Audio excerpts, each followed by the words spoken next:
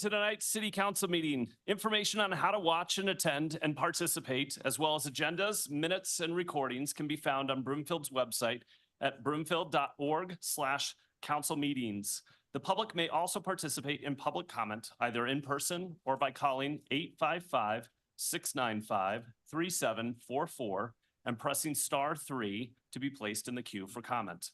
Screeners will ask callers for their first and last name, neighborhood, and the agenda item the caller would like to comment on.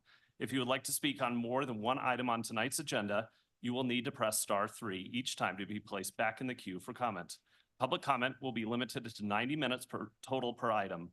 The first 1 through 5 participants in the queue have 3 minutes to speak.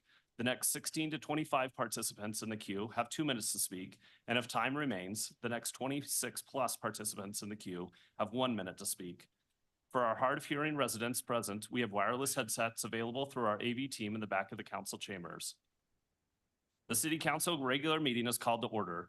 Mayor Castriota and council members Henkel, Lim, Marsh Holshan, and Ward are attending remotely from the National League of Cities Congressional City Conference in Washington, D.C. Per the council rules, when the mayor is remote, the mayor pro tem presides over the meeting. So you have me tonight. A quorum of the council is present. Will everyone please rise and join me in the Pledge of Allegiance? I pledge allegiance to the flag of the United States of America and to the republic for which it stands, one nation, under God, indivisible, with liberty and justice for all.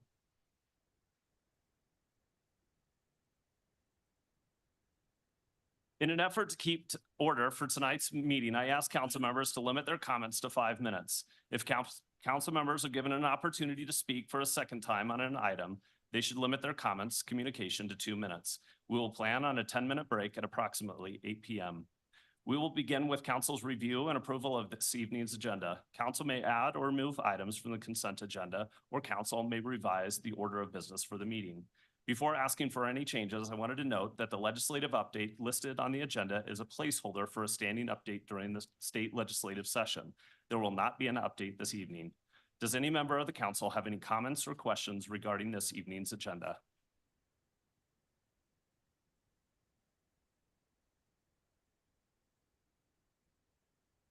Seeing none, are there any objections to this agenda being approved? Mayor Pro Tem? Yes. There was a hand up. Thank you. I did not see that. Councilmember Marsh Holshan. Thank you. Councilmember Marsh Holshan. And just good evening. Just real quick, Councilmember Marsh Holshan. So we cannot see your hand if you do not have your video on. So if you make sure that your video is on when you raise your hand. On. Sorry, I had a quick question. I'm pulling up the agenda right now. Where is the budget amendment currently? Is it? It is currently on the business agenda. Okay, then I'd like to request that it be moved back to consent. Thank you. So we have a request from Councilmember Marsh Holshan to move item 7D to the consent agenda. Are there any objections? 7C and D. Thank you. 7C and D to the consent agenda. Does anybody have any objections? Seeing none, we will move items 7C and 7D to the consent agenda. All right. Are there any objections to this agenda after it's been edited being approved? Seeing none, this agenda is approved. There are no items under petitions and communications this evening. Councilmember reports are next. Before I turn this over to my colleagues, I wanted to mention that at the February 27th City Council meeting, Council approved an executive session to be held this evening prior to the meeting for the purpose of the presiding judge's annual review. For transparency, Council canceled the executive session due to several council members attending remotely this evening from the National League of Cities Conference in Washington, D.C. The presiding judge's review will take place at the March 26th and April 9th executive sessions, which were already approved by Council. Does any member of the council have any reports or updates this evening?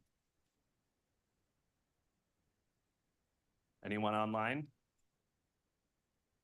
All right, well, I have a quick update.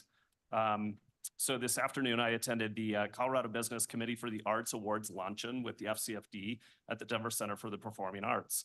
As a reminder, the economic activity generated by the cultural sector in the Metro Denver area reached a new record high in 2022. The numbers for 2023 are not out yet, but we should be getting those in the next year. The CBCA started the economic impact study with the FCFD, Scientific and Cultural Facilities District, in 1993. Since then, the cultural community has grown from 461 million in 1993 to 2.6 billion in 2022. During that time, CBCA has advanced Colorado's economic vitality and quality of life by fostering arts and business partnerships and increasing business engagement in the arts. CBCA demonstrates that art is smart for business, and the sold-out crowd today, full of arts and business leaders, show the growing and robust creative economy. The other update I wanted to present to council and the public was this last week at the Rocky Mountain Metropolitan Airport Community Noise Roundtable. We were finally presented with the VFR routes from our consultant. This has been an ongoing issue for about 6 to 8 months or so now. We were presented with those in our final report. At that point, Boulder County, Louisville, and Lafayette said they would not accept those VFR routes, which meant that the response that we were waiting for from the FAA on those routes was null and void, and we would not get that information anyway. So we had to communicate that to the FAA that we weren't going to proceed. So our $60,000 collectively and time basically wound up to be worth nothing in the end. So and also wanted to let council know earlier today, Superior in Boulder County filed a lawsuit against Jefferson County and the airport. So one of the big things that we have coming up next month on April 1st is the Community Noise Roundtable meeting. At that meeting, we will discuss whether or not or how the CNR continues from this point on. It looks like each jurisdiction is going to go back and have a conversation with their own jurisdiction about what their involvement looks like moving forward with the CNR. I've talked with staff to make sure that we can get that scheduled for a meeting for us to have, but happy to talk with any council members individually as well as public individually about that. So those are the only reports I have. Last call for any council member reports. Mayor Pro Tem. Thank you. All right, Mayor Councilmember Ward. Thank you, Mayor Pro Tem. I hemmed and hawed about whether I wanted to give this one now or in person, but I decided I'll do it now. About a week and a half ago, I had the opportunity to sit down with District Attorney Brian Mason for the 17th Judicial District, along with other council members from North Glen, Thornton, as well as Adams County commissioners to discuss and learn more about a family justice center. This family justice center, to give a brief idea of what that is it's a location that congregates all resources necessary for those who are escaping domestic violence, or those who are experiencing maybe homelessness and need some just place where they can get mental health support, workforce education, and a bunch of other programs that are necessary to get them back into being productive members of fully productive members of society. And this is an effort that's being led by DA Mason. Very preliminary part of the process right now. So it's more trying to figure out where will the funding come from, who's going to be paying for it, where is it going to be located, what level of service are we going to be having right off the bat? Is it going to be more minimalistic, or are we going to try and go for the full thing? So had those conversations, still early in the process, but just wanted to let council know that that was something that I was attending. Great, thank you, Councilmember Ward. Any other councilmember reports? Seeing none. Before we begin the public comments section of the agenda, I want to introduce Tina Eichner from our Broomfield Magazine. Tina, would you please come to the podium and tell us a little bit about what brings you here this evening? Good evening, Mayor Pro Tem and City Council members. Thank you for having me this evening. I'm Tina Eichner. I am the owner and editor of our Broomfield Magazine, which I hope you are all familiar with. You should get it in the mail each month. We run a contest every year in the fall to select the favorite businesses in Broomfield, voted on online by our community members. And I'm very pleased to be here tonight to let you know that for several years running now, the community has selected Alderta Recreation Center and the Broomfield Community Center as their favorite choices for health and fitness. So I've brought you your awards tonight, and I just love it. I just love it when this is the selection, and I promise it's authentic. And so congratulations. Our recreation programs are such a critical aspect of our community, and I appreciate it, and so do our residents. So thank you. Excellent. Thank you, Ms. Sexton.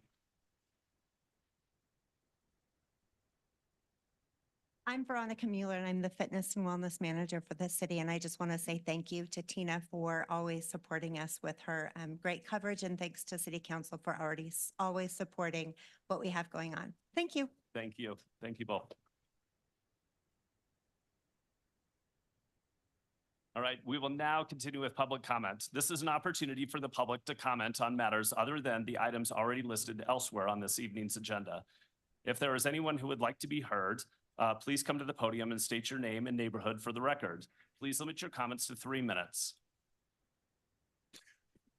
Hello, Mayor Pro Tem. I'm not sure, is my mic on? It is. All right, good. And council members and City Manager Hoffman, thank you for having me. My name's Peter Kraus and I live in Eagle Trace North. And I wanted to comment real quickly on your discussions you had on Friday and Saturday at the Grange Hall, particularly on Saturday. I wasn't able to attend, but I understand there was quite a large crowd there. And I want to talk about 1975. In 1975, the boat people left Vietnam, and Min Tong Kong came from Vietnam, and she settled in Broomfield with the help of my mom. My mom was really instrumental in making Min Tong and her family feel welcome in Broomfield. Getting them adapted to the town, helping them find work, getting them into schools, helping them find shelter, food, and they have become really productive. Her family became really productive members of society. I have a facility in Louisville, Colorado, across the street from Danone, and I had the pleasure of meeting Duck Nguyen, excuse me. And Duck is a senior vice president with Danone, which is a French company that makes silk products. He was also a member of the boat people that came over from Vietnam, was fled communism. And Duck, I'm going to get in on video, but Duck couldn't say enough great things about this country. If you think that this country's not great or anything but great, this country is fantastic. It is why our southern border is inundated with people trying to get into this country, because they know that we're the light on the hill, that we have opportunity, that you can start in the lowest station in America and you can go to the highest station. It is not like that in the rest of the world. I am proud of my city. I am proud of my country. And I want Broomfield to be welcoming. I sensed that at the session, there was a push to make it inviting. And I think that the city council needs to focus on mandates and priorities. I think the city council needs to focus on public safety, the health and welfare of the citizens that live here now, parks and recreation, which we're obviously doing a great job at, water infrastructure, and that the attention to making us a welcoming city, which we already are, is misplaced energy at this point in time. And I would hope that the council would focus on the fundamentals. I do want to say that this council continues to put their heart forward, and for that, I appreciate it. Thank you, council. Thank you for your comments.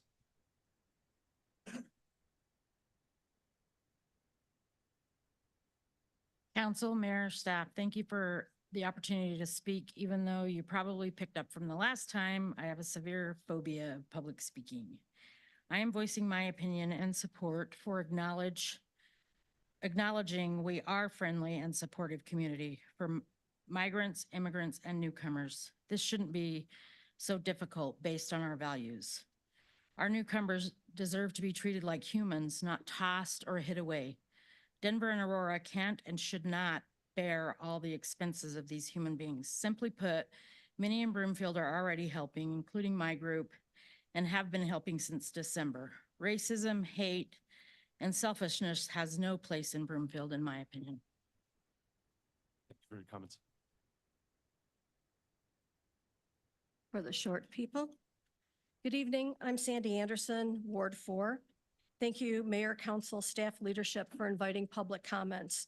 I'd like to speak about our Broomfield immigrant community, a little immigration history, and the call to consider being an immigrant-friendly city.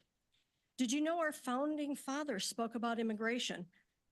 President George Washington said, "The bosom of America is open to receive not only the opulent and respected stranger, but the oppressed and persecuted of all nations and religions, whom we shall welcome to a participation of all of our rights and privileges."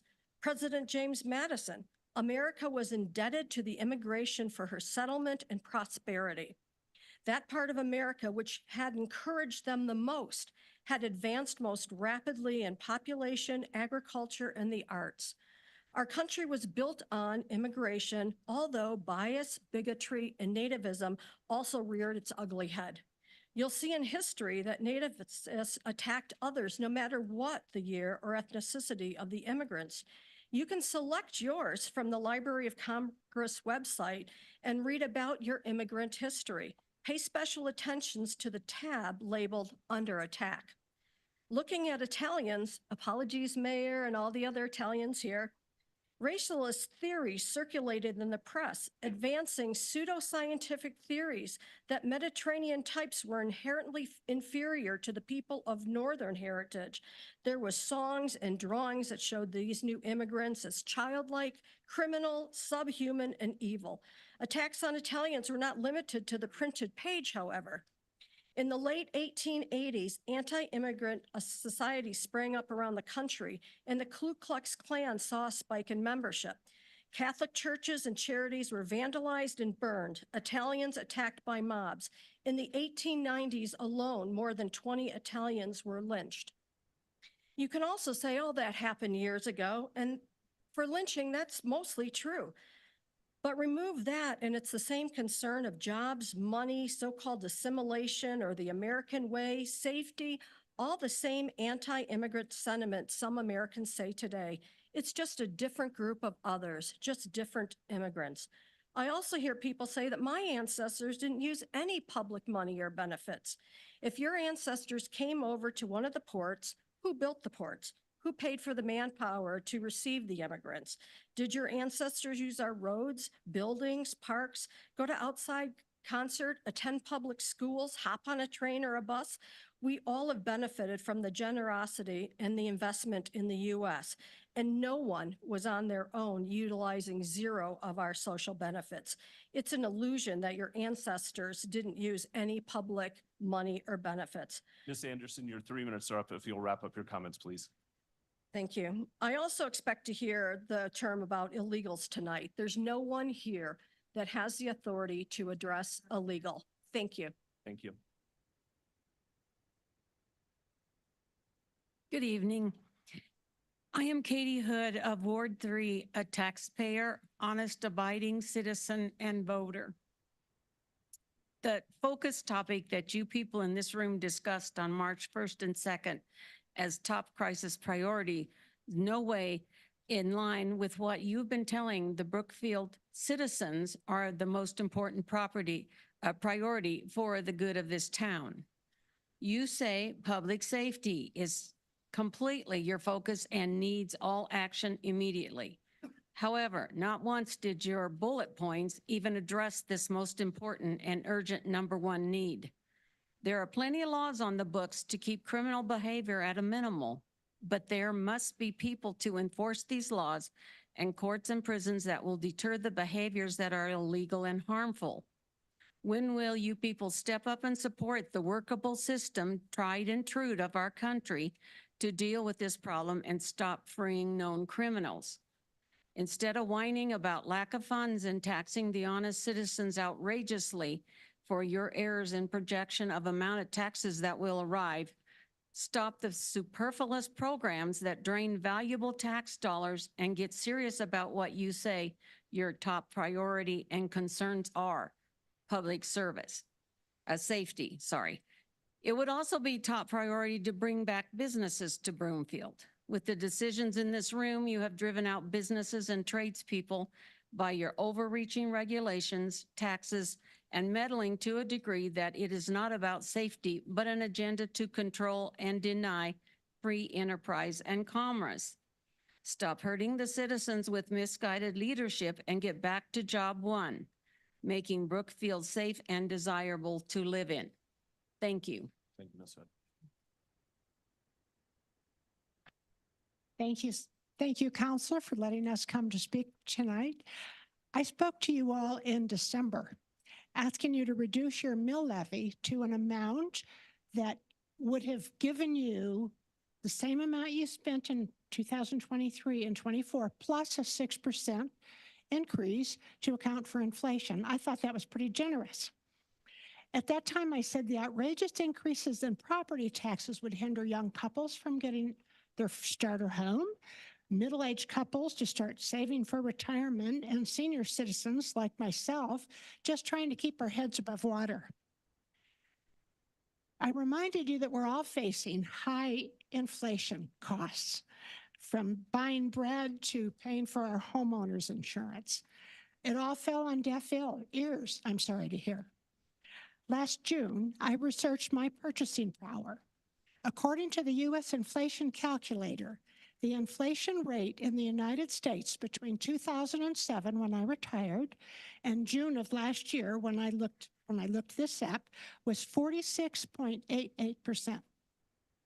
Anything that I purchased in 2007 that cost $100, last June was going to cost me $146.88. We know that's even gotten higher today. Inflation hasn't stopped going up. And now I understand that you had a focus session to discuss priorities, and you spent hours talking about a desired program to make Broomfield a sanctuary city. Now, I understand you didn't use the word sanctuary city, but basically it was the same thing. I also heard the city manager say that there were no funds for such a program. She didn't reject the idea. You simply tabled that suggestion, which tells me you're going to still think about it. So last year, you made a choice to take a boatload of money from your constituents to pay for your pet projects. Now, you want to explore how you can get us to help you pay for illegal immigrants.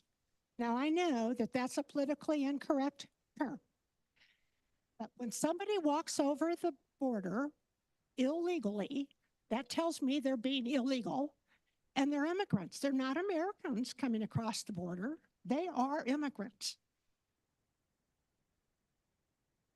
I want you to know that I am not the only one in this room or in our community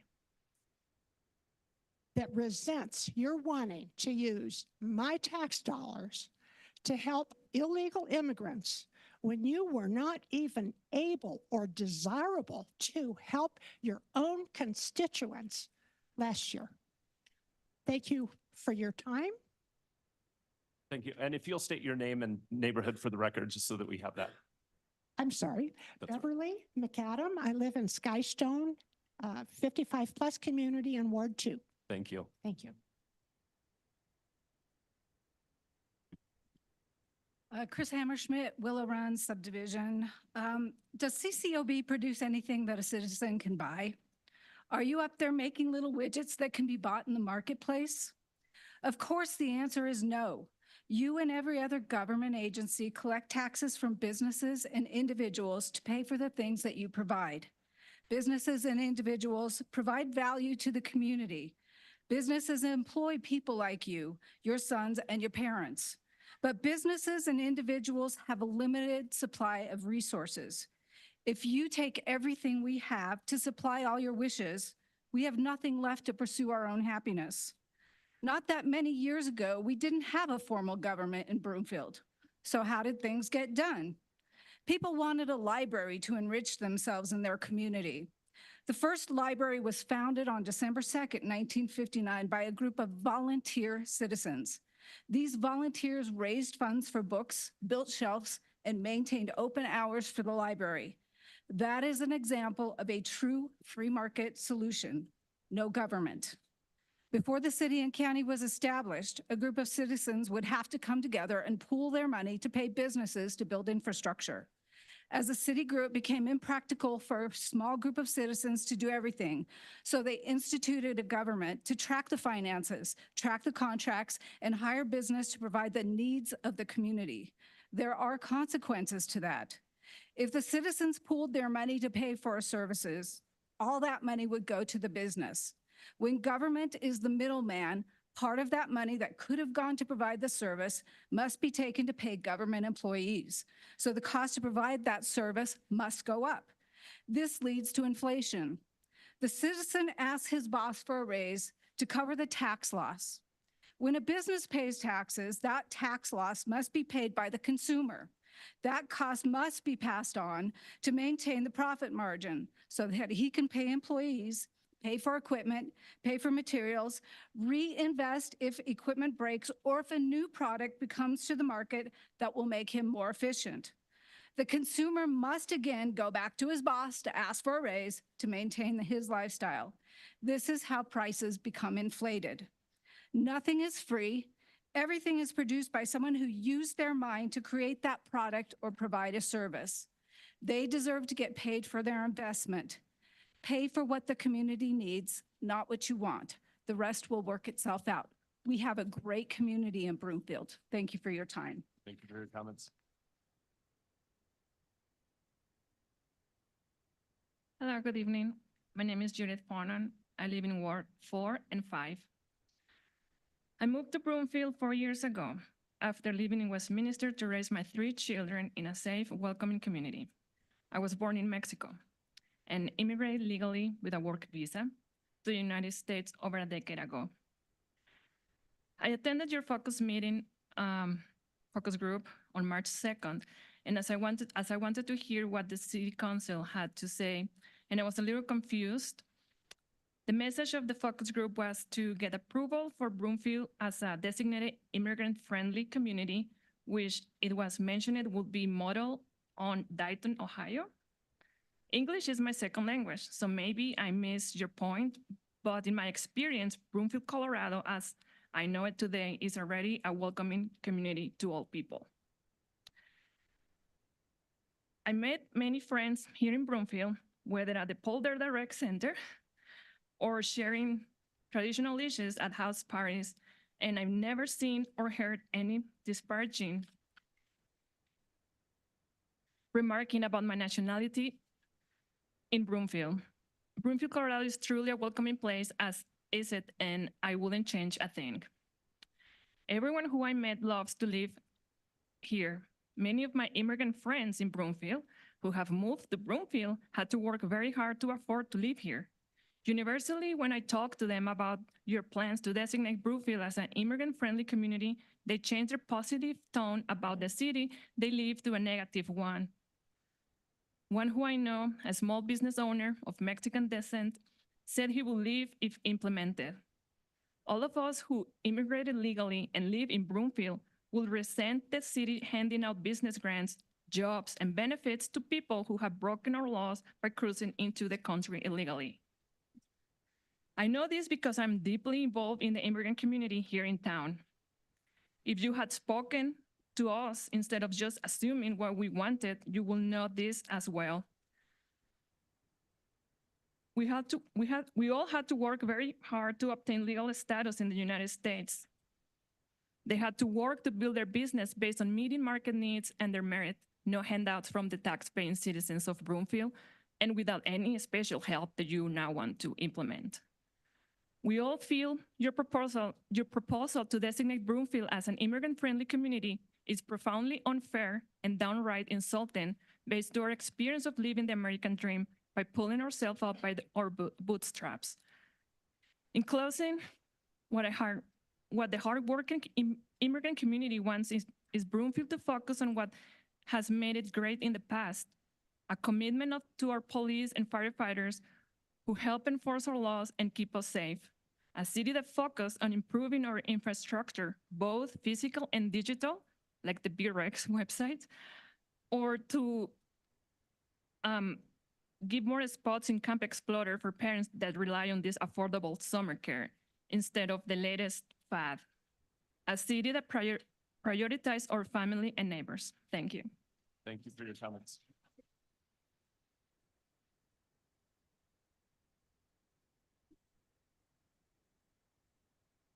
So I'd like to remind our attending public, please no clapping. It just creates a longer meeting and it creates distraction. So please no clapping. Thank you. My name's David Beacom. I live in Ward 5. I wasn't going to make a comment tonight, but based on some of the pre-meeting or the early part of the meeting, a lot of people here are about the budget. And if I understood what was done, it was moved to consent, which means it doesn't get a presentation. And I think the people here deserve it. And I think it's very disrespectful of this council, the mayor and the mayor pro tem, not to allow us that right to hear the council talk about the budget amendments. Additionally, I was at the focus session on the first and the second, and what I took away from that was that there's a lot of pie in the sky, personal projects that the council would like to do rather than things that are priorities that need to be done in Broomfield. I heard staff talk about the fact they have neither the manpower nor the money to handle most of the focus sessions ideas. And we need to have somebody that follows and takes care of the legal immigrants in Broomfield, the citizens of Broomfield, before we take on and take care of the world. And I was very unhappy with how I thought the council handled the focus session, and it bothers me greatly that the citizens and the legal immigrants here are not respected. Thank you. Thank you for your comments.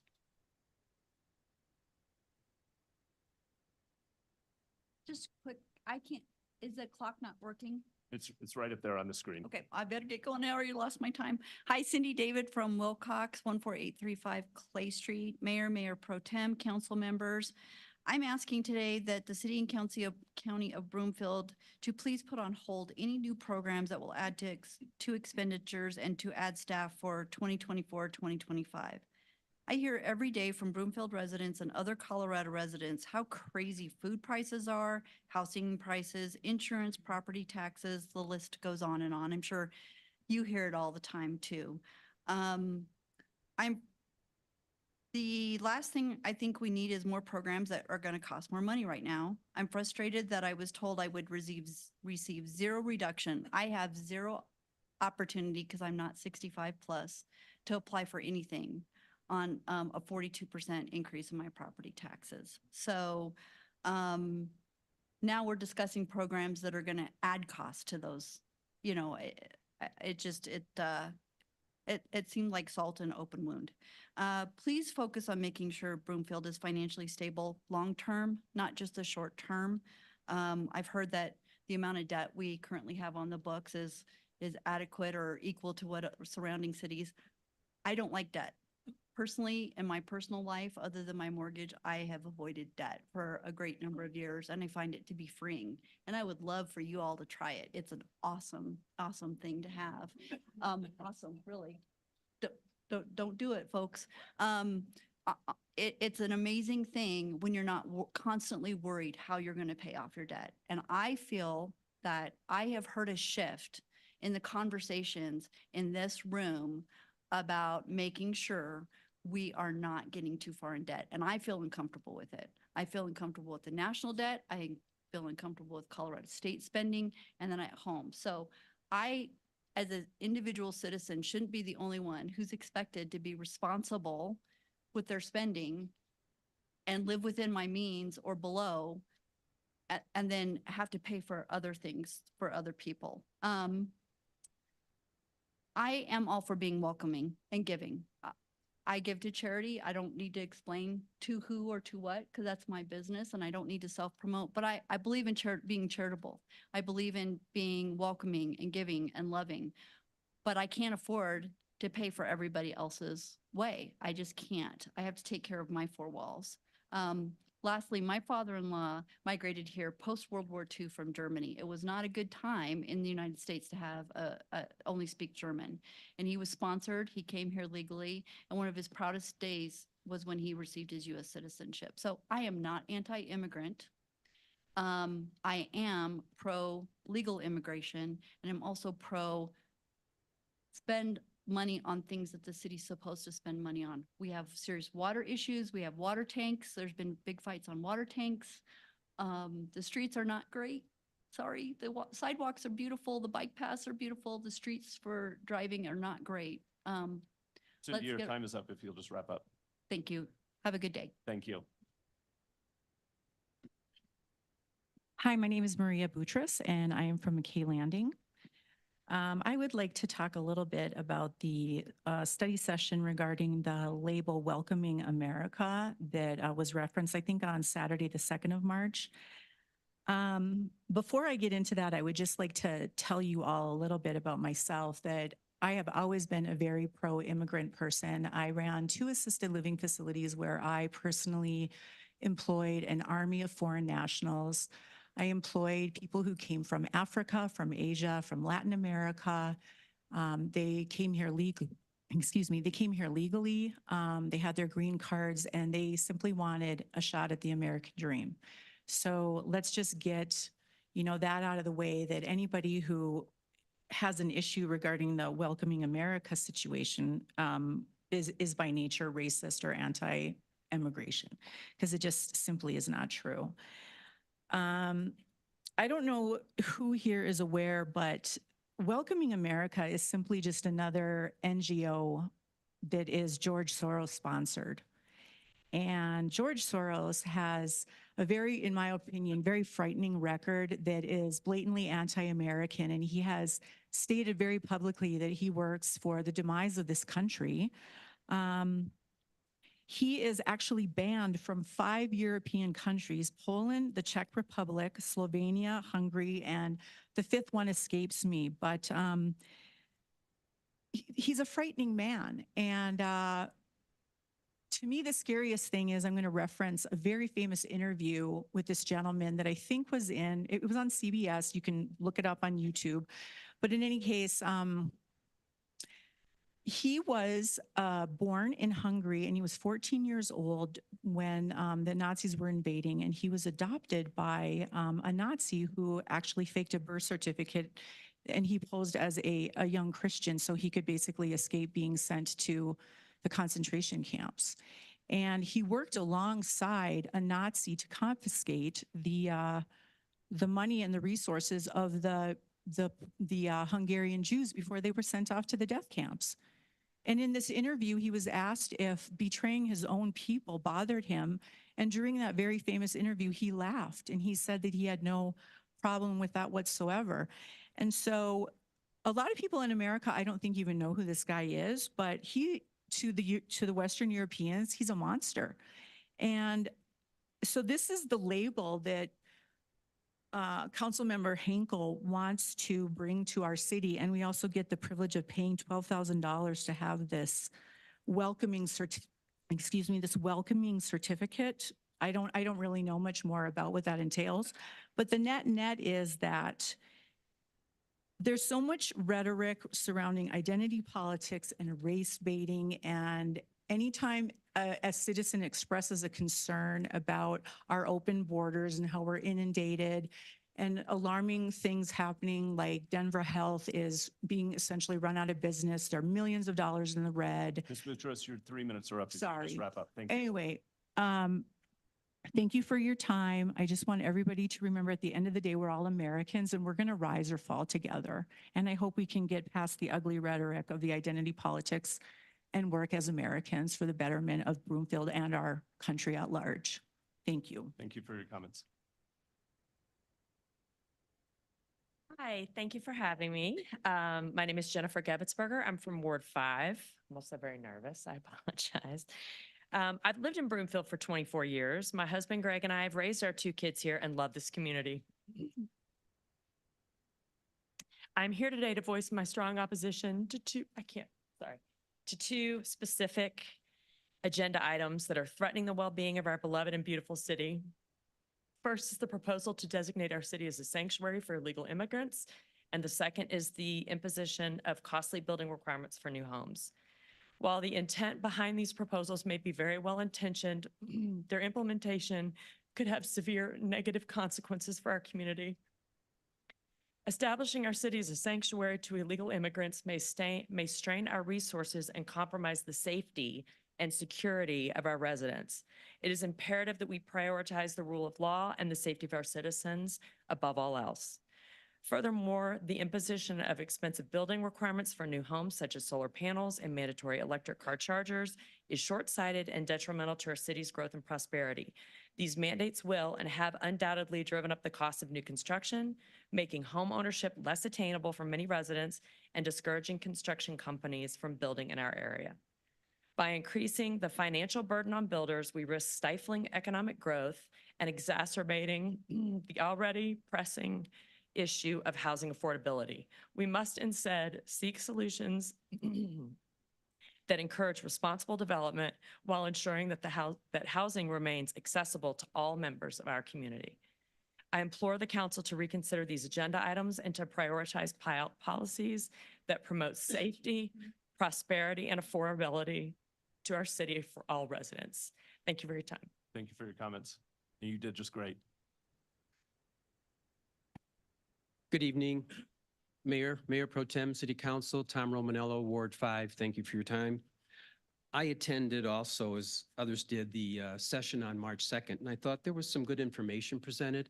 I found it interesting that not all people from all countries get ORR status, which stands for Office of Refugee Resettlement, and that work permits for people in the temporary protected status can sometimes take much longer than would be beneficial. So I think there was some good points brought up about how we could expedite that and get newcomers, immigrants, whatever their title is, into the workforce and productive and reaching their dreams even sooner.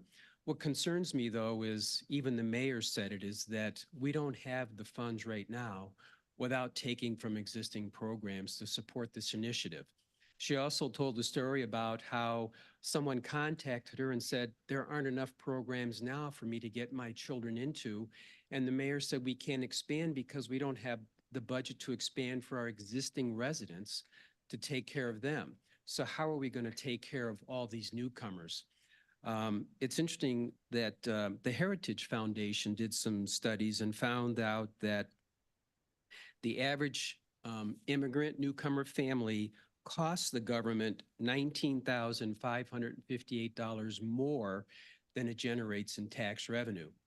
So the other number thrown out on the second was that there are 7,500 immigrants in Broomfield. I don't know what we're calling immigrants, if that's first generation, second, third, whatever, but if you start to do the math, 10 families is 200,000, 20 families is almost 500,000 in extra tax burden for the residents of Broomfield.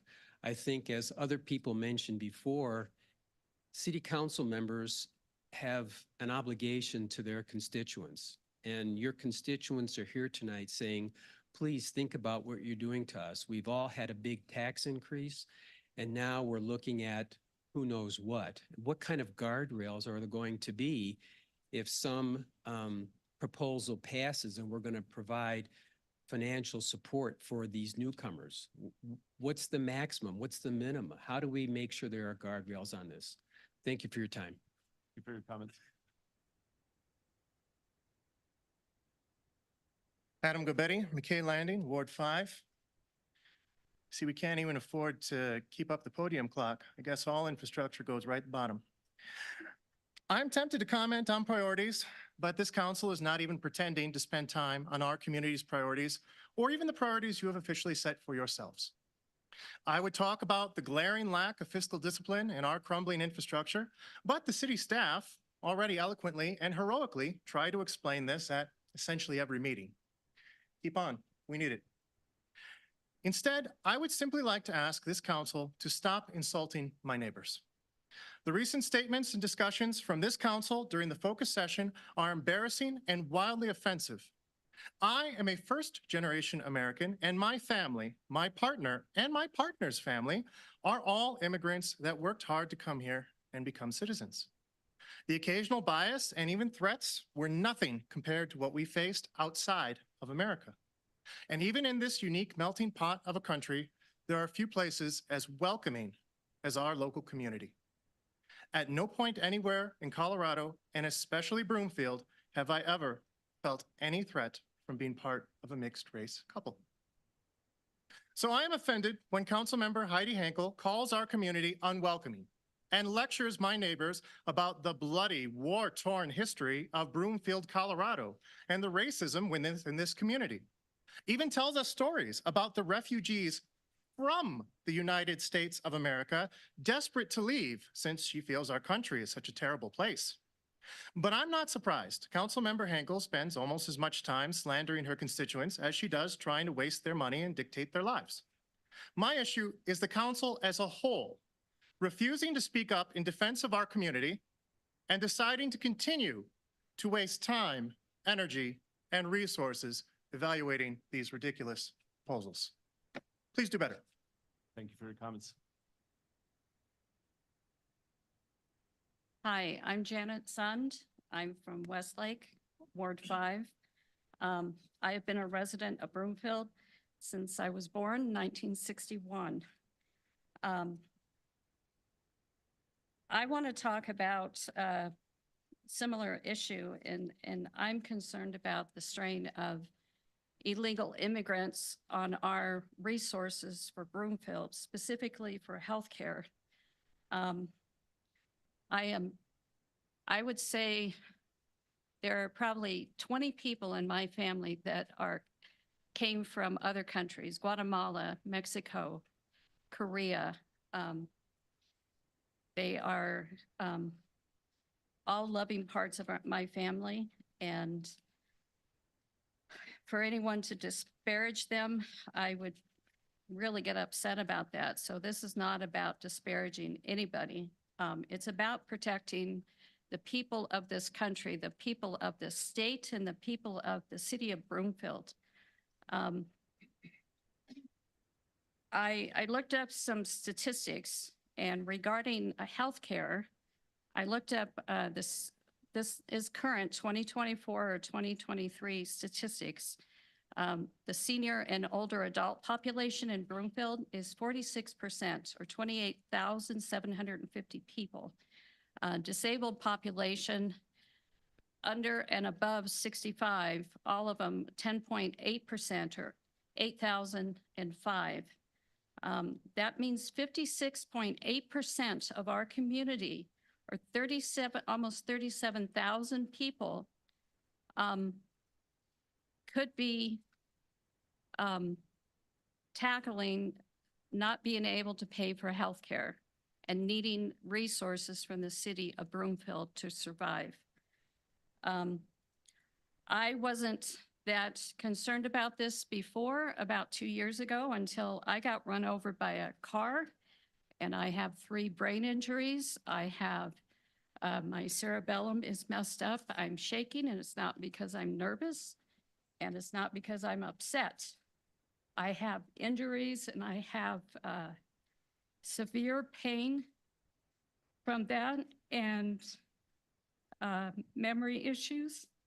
And because of that, I am no longer able to be employed. I cannot remember things. I've had to go, I got let go from a job that I really liked because I simply could not function. I could not remember anything. And I have been doing what I'm a commercial construction estimator, and it takes a lot of thought and care and processes to be able to put together bids for large projects. And I'm not capable of doing that right now. I do want to get back to that. Your 3 minutes are up if you'll wrap up, please. Thank you. Thank you. Hello, I'm John Mickelson from Ward 5, Village at the Boulders. And my folks came after the Second World War from Poland to Canada, where I was born. And then when I got to be about 20, I moved to the States for a school and met my sweetheart there. We entered a mission in Africa for 10 years with our 2 daughters. And we saw people living with no government assistance whatsoever and making it fine living off the land. When we got back from that mission, we chose to come to Broomfield, to Colorado to live. First Westminster, then Broomfield. Back then, the whole state was red. Then we saw it over the years turn purple, and then we saw it turn totally blue. I became an American citizen 45 years ago, and I've always been proud of being American. Always more focused on voting for the president and checking the presidential election. But now, after 20 years in Broomfield, this is not the direction that I feel comfortable with. So I've recently got involved with politics in the local area, and I'm learning a lot, but I still don't know very much. But I'm here to speak to tell you that I'm going to be voting on specific issues, and I have a very conservative bent, and so I trust that we're gonna get more conservative. Thank you. Thank you for your comments. Before we go to the next speaker, we have heard from 15 individuals so far, consistent with our practice and as noted at the beginning of the meeting. The next 16 to 25 speakers. Oh, sorry, we have one more. You're lucky number 15, Mr. Fernandez. I'll just say this just before, and that way I can get it out of the way. Consistent with our practice and as noted at the beginning of the meeting, the next 16 to 25 speakers will be limited to 2 minutes to speak. So I'll invite lucky number 15 to the podium now. Thank you. I'm buying my lotto ticket right now. That's right. All right. My name is Rick Fernandez. I'm from Broomfield Heights and want to share some thoughts. I just want to dispel some thoughts or some rumors that might be swirling around. First is that this notion that if you're looking for rule of law to be upheld, if you're looking for the rule of law which protects individual rights to be upheld, that's somehow racist. I'm sorry. This country was founded on an idea that individuals are paramount. And when it comes down to it being a case where individual rights and property rights are not being protected, which is your job, that's not racism. That's the basis of this country. I look around this room and I see a number of people that have come up here and are sharing their hearts with you. I grew up in Broomfield. I was born here. I've seen it go from a little blip on the radar between Denver and Boulder to the city that is. It's vibrant, it's caring. I look at Pete Cruz and his trust in his family and knowing that they have put a number of things in place in this community. Fish, Broomfield Community Foundation, a number of things that are outpouring to this community to show how much we embrace the people that come to this city. Thank you for sharing your story. I want to thank you. Your story is one that folks may not realize is happening. Doesn't mean that we are not a welcoming city. The thing that I wanted to be at the focus session, and we were there. I think a number of the folks that were there. The back of the room was full. There's an idea that we weren't respectful. I would disagree. What I think you saw were people concerned about what's happening in this community. I was excited when I heard Broomfield has 10% of its population is immigrants. That is fantastic. I love the fact that we pointed out that Asian and Hispanic residents are here that are opening businesses every day. That is fantastic. only to hear that we're not a welcoming city. I'll tell you how Broomfield has not become welcoming. And I'm going to point this towards you all. It's not welcoming to business. It's not welcoming to residential development when you've put every regulation in place to drive up the cost of building in this county and making it harder and harder for you to obtain affordable housing as you claim that you are. We were told to do better. Councilmember Cohen, we're asking you to do the same. Thanks. Thank you for your comments. Next speaker has 2 minutes. Thank you.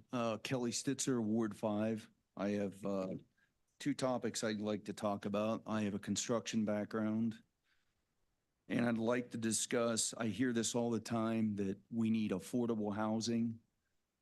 And you guys really talk out of both sides of your mouth because you want affordable housing, but you want to have reverse setbacks, EV power charging stations, solar panels, indoor sprinkler systems, cash in lieu of payments, open space concessions, mixed use and high density units. I could go on. This is the problem. Banks do not invest with developers in cities where it's too expensive to build. Developers cannot get funded. I can tell you I have development projects, and banks will not fund where it's too expensive to build. So you can keep pushing up the cost, but you cannot have affordable housing. You can't have both. It's impossible. My second topic is the sanctuary city status that you guys are pushing for. And just to preface that, my wife's parents are Chinese immigrants. My children are mixed race. And my wife has never, and my children have never experienced any racism in Broomfield or in this country, period. So I resent the fact that some of the members are calling some of their constituents racist. And being in the construction industry, I have a lot of people that work for me from South America that are legal immigrants. They came here legally, like this woman here. And I hope you guys really heard what she had to say, because to a T, everyone that works for me who are friends of mine think exactly like her.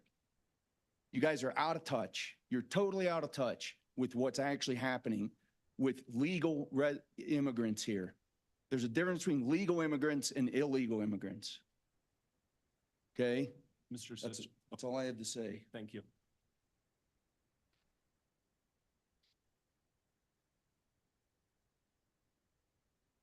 Thank you. My name is Gary Baldwin. I live in Ward 5. First of all, I would like to just look around the room and just make sure that everybody understands that successful communities are built on engagement. And when you look around the room today, regardless of the opinions in this room, this is a highly engaged community, which is what has driven the success and will continue to drive the success in Broomfield. Relative to the focus groups, I have one word for the council: focus. You guys are all over the board on your issues. You talk about affordable housing, and yet you've had numerous constituents come up here and tell you about the struggles they have to retain their existing properties because of the incredible increases in their property tax. Common sense. You're not going to drive people into the community while you're forcing the people that have made their lives here out.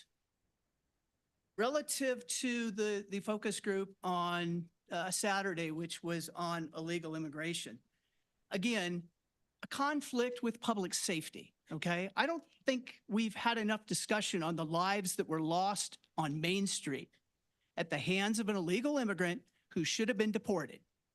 There should be a recall effort for that Boulder judge who allowed that individual, that repeat offender, to be on our streets. A high school student and his mother lost their lives, and you all don't have the wherewithal to say maybe this isn't a good time to have a focus session on illegal immigration? Illegal immigration, that is the legal terminology. Sanctuary cities are a violation of federal law. we can all agree that there needs to be some empathy and look for a solution. But this is a federal issue, not a local issue. Thank you. Focus. Thank you for your comments.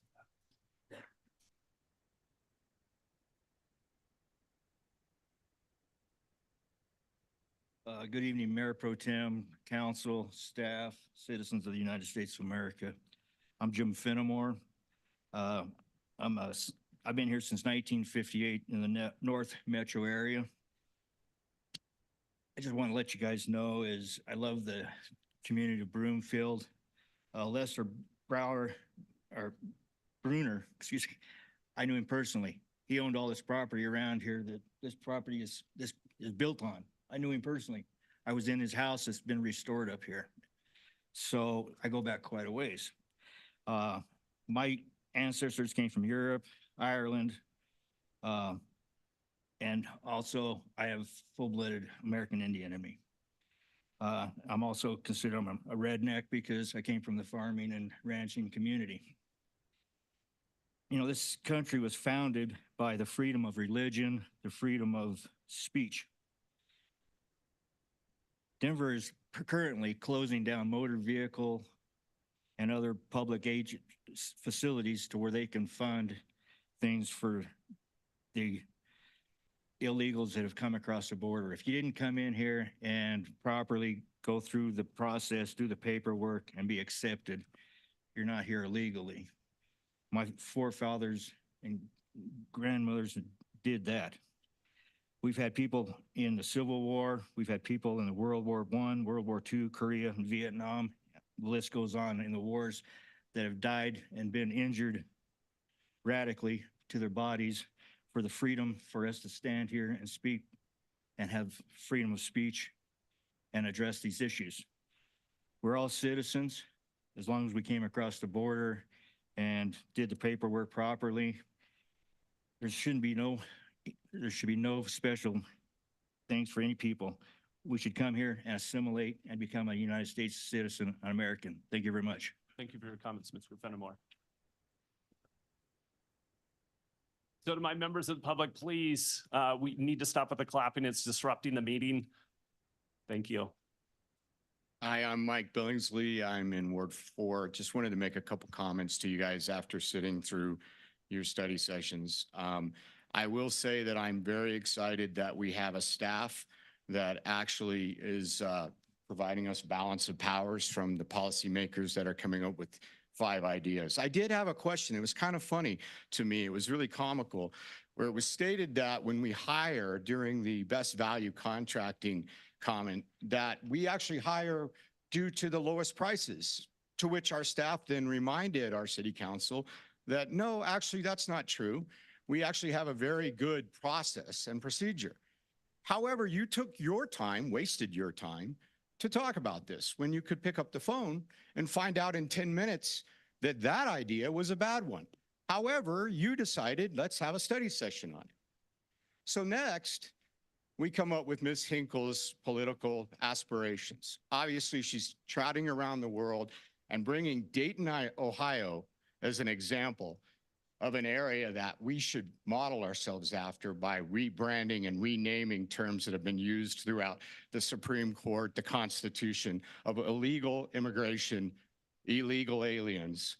Okay, so fine, we spend 12 grand and we get studied for a year to model ourselves after Dayton, Ohio, which has the 5th highest murder rate in the United States. Dayton, Ohio, which is 186% more crime than any other city in the country. So that's a good idea. Let's do that. Let's model ourselves after Dayton, Ohio. But what did you guys do after our staff reminded you that might require a full-time employee? And not only our staff, multiple council members reminded us that we might need a full-time employee for both of these misguided ideas. Then you decided to have a study session about it.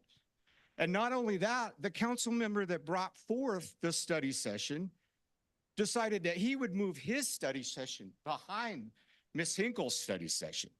What are we doing, folks? This staff is inundated. They don't have the budget for more full-time employees.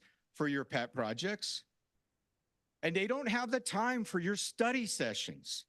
Why didn't you just get rid of these issues that day when you voted without public comment and had 6 council members after several of you council members, Ms. Lim, Ms. Anderson, and actually the mayor state that this was probably not a good idea to lay out a welcoming mat right now?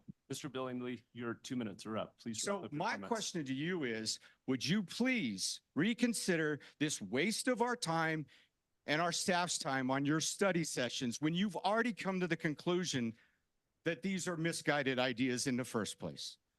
Thank you. Thank you for your comments.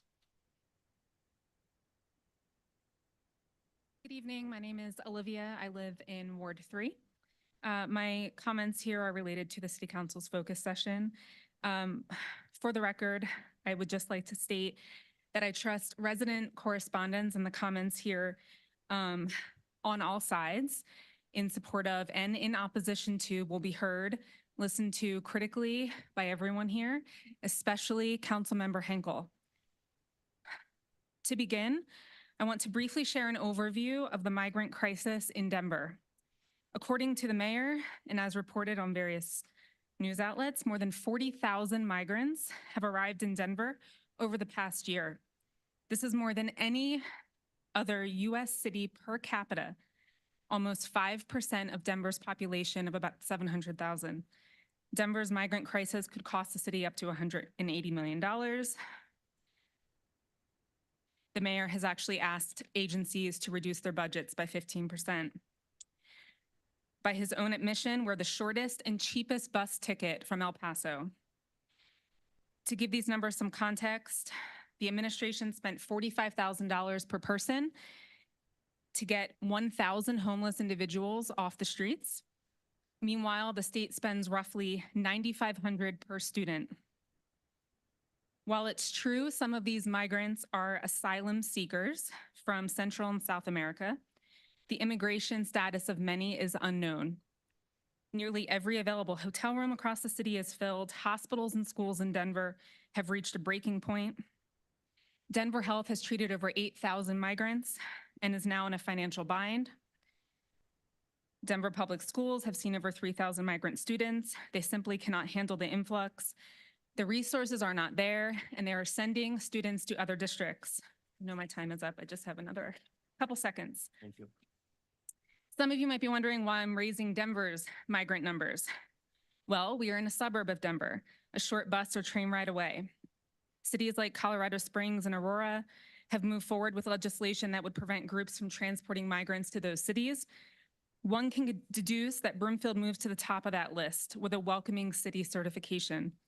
Second, the issues Denver is dealing with speaks directly to the finite resources, which include city budgets comprised of taxpayer dollars, which fund schools, community outreach programs, housing initiatives, vouchers, police departments, parks and rec, your salaries, among other things. It's my understanding, and finally, it's my understanding that we will hear, although I think this has changed, a proposed resolution this evening amending the budget, adding additional operational and capital expenses.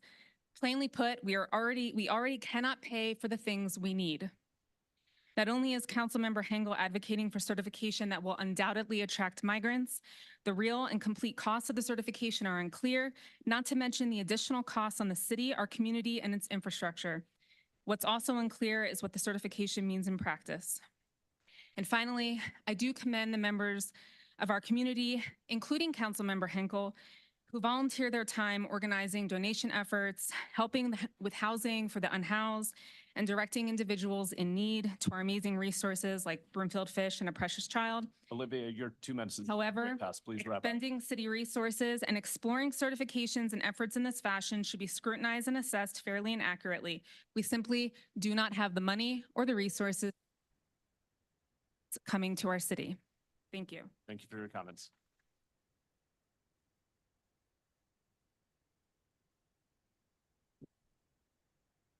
Hi, Roxy Julia Lockmore. I guess that's Ward 3 now. It might change, who knows? So my comments are going to start with the, let me put my glasses on. with the Rocky Mountain Metropolitan Airport Community Noise Roundtable. I agree with everything that Mr. Schaaf has said because he was at the meeting and he chairs that committee, by the way. Except for there was one additive thing that I want to let everybody know. One of the reasons that they're coming up for their next meeting is, as he said, for all the discussions. But one of the other things was whether they want to dissolve it for now. Because they can't make an agreement to see eye to eye to do anything. And they spent all that money, as Mr. Schaaf has said, that this is a waste of time. And I think as a taxpayer, we should not have to pay any more money to it. That's my opinion, and that's where I'll leave that. Second of all, thank you for the residents of Broomfield for finally coming out. I've been up at this podium by myself for years. And I'm glad somebody else is starting to pay attention and voicing their opinion and showing up. So thank you very much for that. And second of all, most of you don't know, my blood background is considered a Heinz 57. My family came from people who were here native before Columbus ever came. I have people that came from other countries. My blood is native, it is Irish, it is German, it is English. I'm trying to think, there's like 5 different things they are. Plus, in my family, we have Korean, we have Filipinos, we have other Irish, we have other Germans, and we have even people from London that have come here. We have Well, your helped 2 pay for minutes them. expired. Thank you. We have paid to get those people here, plus all of their children and grandparents. They have lived here for years. All of them have become residents and become citizens of the United States, all of them. It's over 300 people in my lifetime. So when people come here illegally and break the laws, that's a slap in the face to all of my family and to anybody else who comes here with the hope and desire to have a better life. If they want to become citizens of the United States, I'm all for helping them. But that's not the way a lot of this is happening right now, and I'm so sorry for everybody. But thank you so much for coming and helping me in these meetings. Thank you. Bye. Thank you for your comments, Ms. Jewell. Hello, I'm Diane Shankweiler, Block 2, or Ward 2, and I lived in a sanctuary city for 50 years and moved because I saw the destruction. I came from a coastal community in California.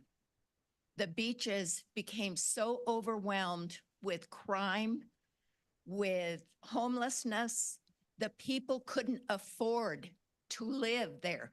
We were very close to Mexico, and they couldn't afford it. So we helped out a community where we went into mobile homes of people who were very poor.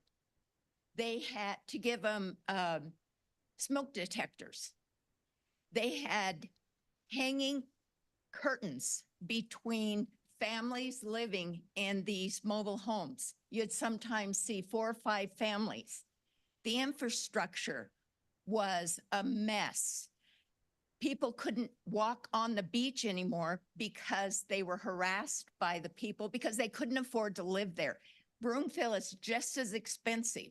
People can't afford it. So they come here, they end up homeless, or we end up taking care of them. Our parks and recs, our parks got destroyed by tents. You would try and ride your bikes on the rec centers or the recreational areas, and you would be harassed. They would throw things at you. The homeless population just got out of control. Kidnapping, crime, it all just got out of control. We chose to leave there after being in that area for 66 years because it had gotten so destroyed. We talked to, the police came and talked to us one time about this, and they said, We are doing so much to help, but it's like an open faucet and so many more are coming in.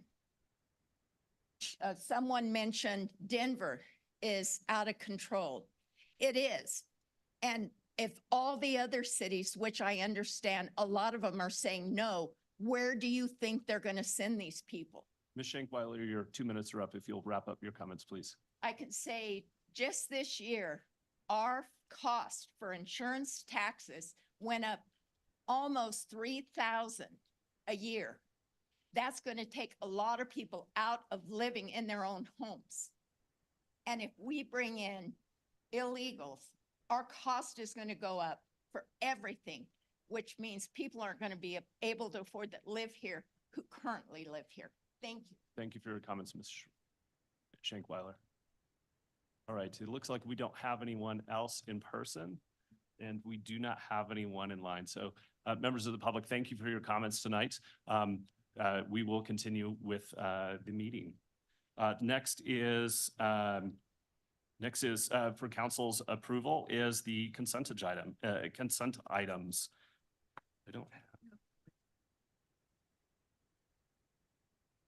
Here we go. Council's consideration of consent items is next. The clerk will read all of the consent items by title, and there will be one opportunity for public comments and council questions and comments. Will the clerk please read agenda items 6A through 6F by title?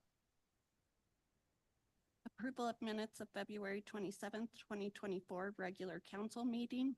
6B, resolution number 2024-36, authorizing the cancellation of uncollectible property debts. 6C, resolution number 2024-29, approving a second amendment with Stanley Consultants, Inc. for the Industrial Lane Bikeway Phase 2 project.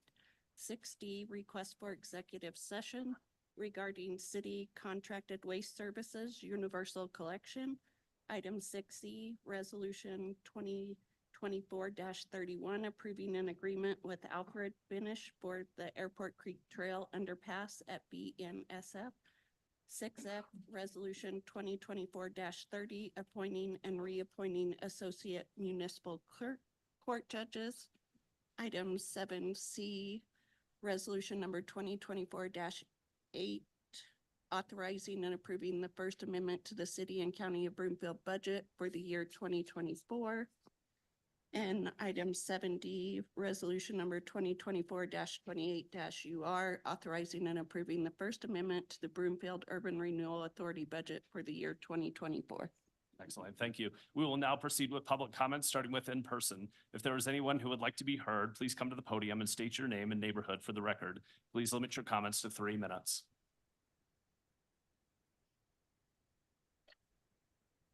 Roxy Juliana Luckmore. First of all, I'm starting with 6B, the uncollectible debt. And one of these items is the schools. So I want to know that are these private schools that you can't collect, or are these actually taxpayer schools that you can't collect? Some of the other ones I have more question about, but I won't bring it up right now because we don't have time.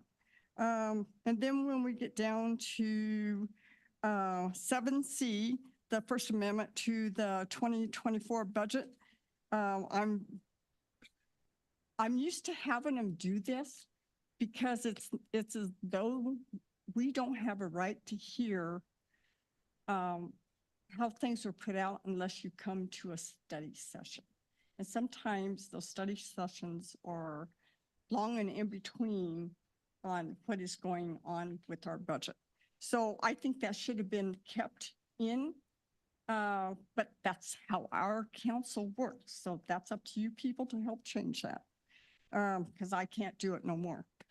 And the Burr, the First Amendment to the 2024 budget for the Burr, that one should have been kept into our action items so that we could have seen how and where they're going with that, so we could have had an opinion, because at the next meeting, when they bring these up again, the decision's already been made. So it's up to you people to help me get it so that we know what's going on. Thank you. Thank you for your comments. Hello again, Mayor Pro Tem, Mayor and City Council and staff. Rick Fernandez, Broomfield Heights, Colorado, but I'm also with a group called Broomfield Taxpayer Matters, 501c4 group that's a local nonprofit. We're focused on civic and municipal issues that affect taxpayers, hence the name. I want to come up tonight. I'm disappointed that we're not going to have a robust conversation around the first budget amendment.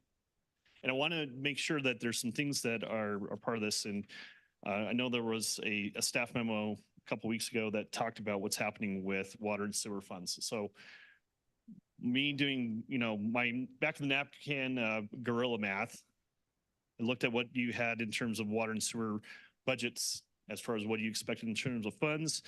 2023 was going to be $129 million. You brought in 21.6. 83% off. This year, your first amendment to the budget for 2024 for the water and sewer funds, your estimate as you approved the budget was 71 million roughly. You're going to say tonight it's 42 million. That's down 60%. Why? Why is it happening?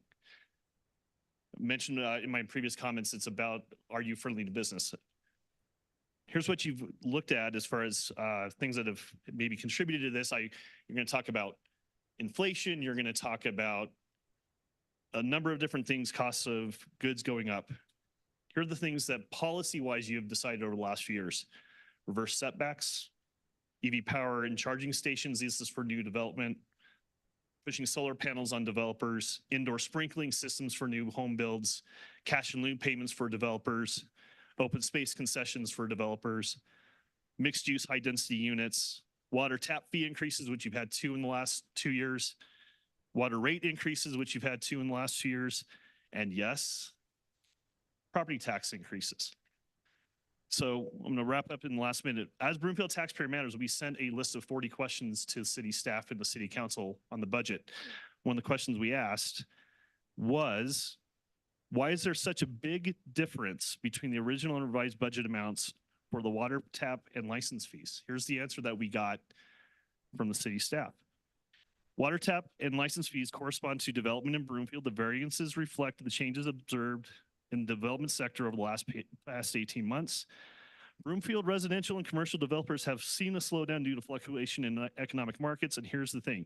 Additionally, license fees and their associated revenues were anticipated in 2023 were actually purchased in December 2022 by the developers to avoid rate increases that were imposed by the city council and the city staff. That's why you're in a hole. Looking at this, I'm asking you to, it really is disappointing what happened with the focus session. This is a problem that is right in front of you that should have been a focus of what you're doing, and now you're going to do it through consent agenda tonight. Folks, this is what's happening in your city. Thanks. Thank you for your comments.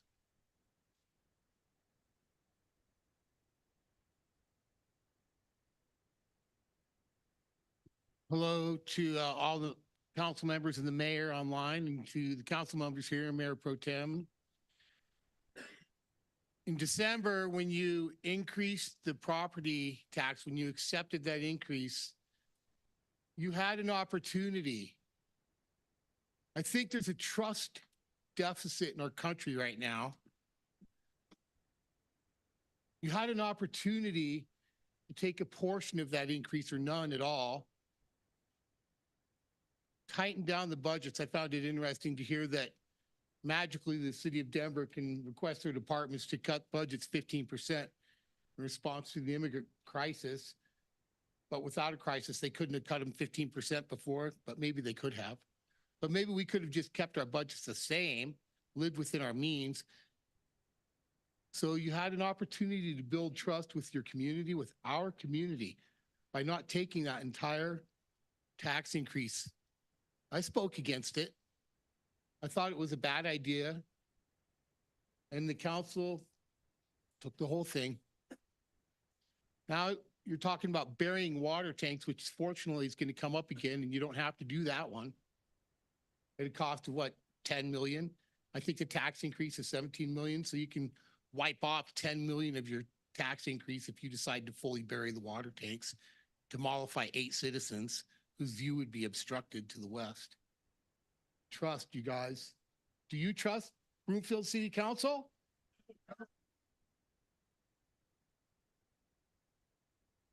Do you want to trust Broomfield City Council? Yes. So do I. So next time you have an opportunity to build trust,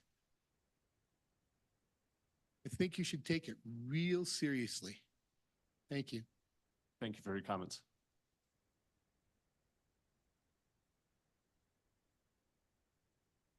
Just really quickly, building on the comments that have been made in the room, we're pretty blessed in Broomfield to have some sources of revenue that kind of fell upon us. As a petroleum engineer, I assume the city is sharing in the surface royalties that a lot of our homeowners have been benefiting from. That's a substantial amount of money. So I'm a little befuddled as to how the city could be running at a deficit. And I would just like to remind the council that you work for us, not the other way around. And that when we see a lot of these spending initiatives that are based on the whims of the council, you are entrusted with the public funds, and that we expect transparency, and that those funds will be utilized in the most economical and beneficial way to the community as a whole. And lastly, as someone who's worked in business and managing budgets for over 30 years, when things are good, tighten your budget. When things are bad, tighten it more. And can you just state your name for the public record again, please? Sorry, Gary Baldwin, Ward 5. Thank you, Mr. Baldwin. Adam Gobetti, McKay Landing, Ward 5. So I actually wanted to point to a local example that might even be something helpful. So I've noticed that this council struggles to figure out if it's part-time or if it's working more than 30 hours a week and therefore should get that health insurance you voted for yourselves, or if what are the basic ratios of the benefit costs and other things, or what are the different buckets of funding. I mean, you could ask the staff, but we already know you don't listen to them. And you certainly can't be bothered to spend time making this readily available to the community, which is why so many people have to spend literally hours going through the public documents, parsing them, and doing calculations. So I want to point out, next time you're actually looking at something, if you do want to consider priorities and fiscal responsibility, the city of Westminster was able to digitize its entire budgets with an off-the-shelf solution that lets you parse online everything and see it immediately. So that might actually get a little transparency with the community, which hopefully you are hearing we all desperately want. Honestly, it might make your jobs a little bit easier, assuming you don't mind people actually being able to see what you're doing. So just thought, take a look at the Westminster budgets online, look at the company that does it, actually the organization that does it. Thank you for your comments.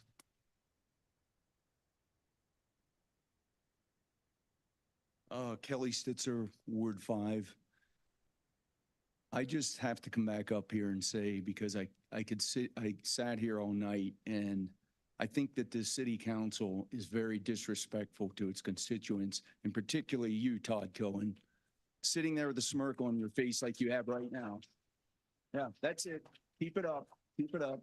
Members of the public, please do not clap. You interrupt our speaker, and our members online cannot hear. Thank you. There's a Please continue. reason at the top of the Constitution it says "we the people," because you work for us. We don't work for you. You represent us. You represent our wishes, what we want, not what you want and your pet projects. Thank you, Mr. Sitzler. Once again, Mike Billingsley, Ward 4. I just want to ask you guys, I know you're all probably very good people. Some of you have had, various professions. Some of you haven't, other than being in a political realm. And that's fine. Others of us in the community don't run for office because we operate multiple businesses and we're busy. And based on social media and some of the things I've seen in this community, there are attacks that are made. So that limits the ability of us to have fiscally minded business people represent us.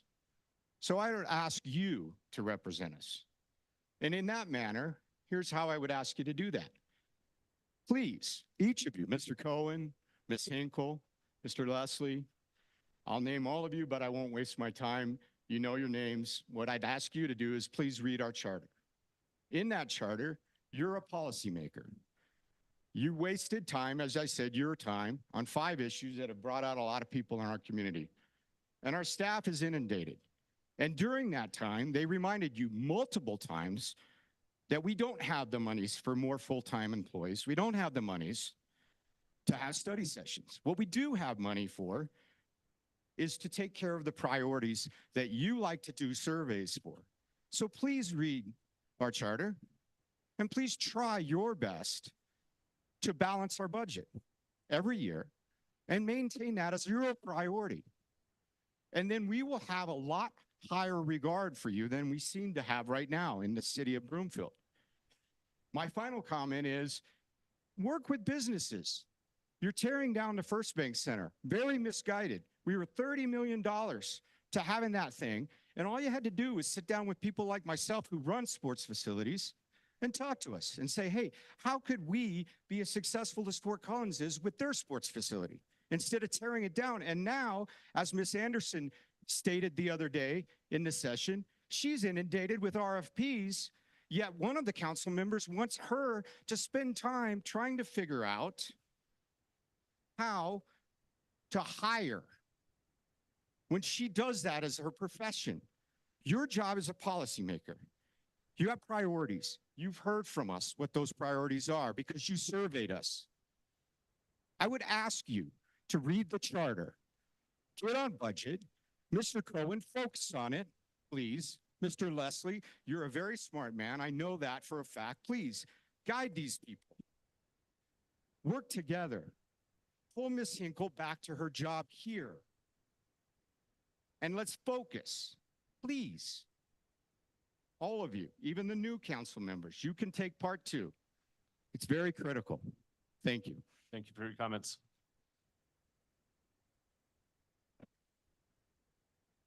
Sandy Anderson, Ward 4.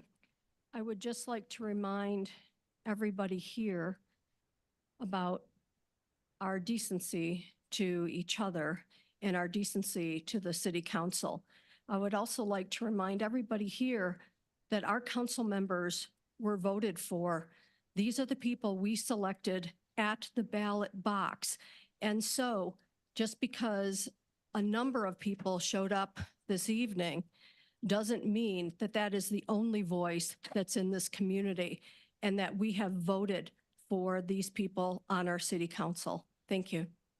Thank you for your comments. All right, any other comments about the consent agenda? Seeing none, do we have any online?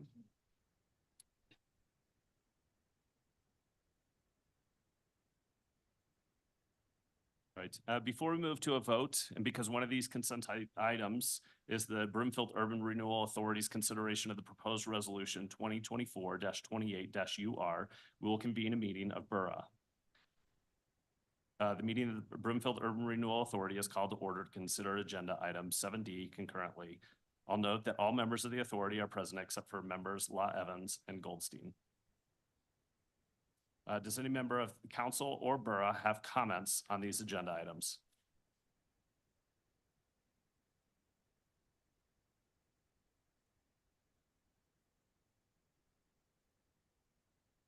My folks online, if you'll raise your hand if you would like to speak. All right, seeing no comments. Before asking for a motion on the council items, I want to remind everyone that item 6D contains a request for an executive session, which requires 2/3 approval of council. Is there a motion by council that consent items 7A to 7F and 7C and 7D, correct, be approved?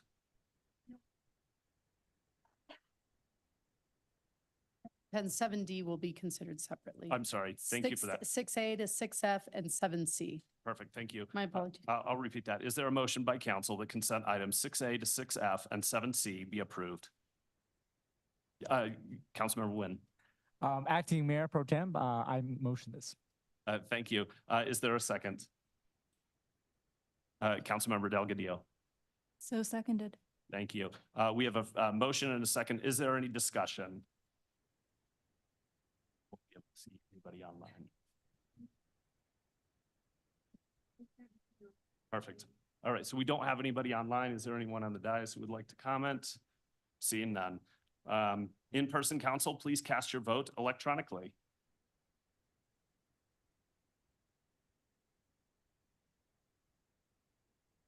All right, virtual council members, when I say your name, please state your vote verbally.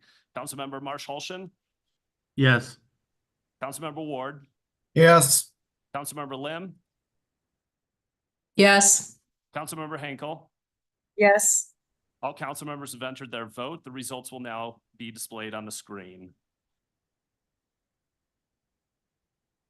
Yeah, I've not been able to vote. My thing is on hold. So I can vote audibly. so- Councilmember Leslie, how do you vote? Aye, yes. Thank you.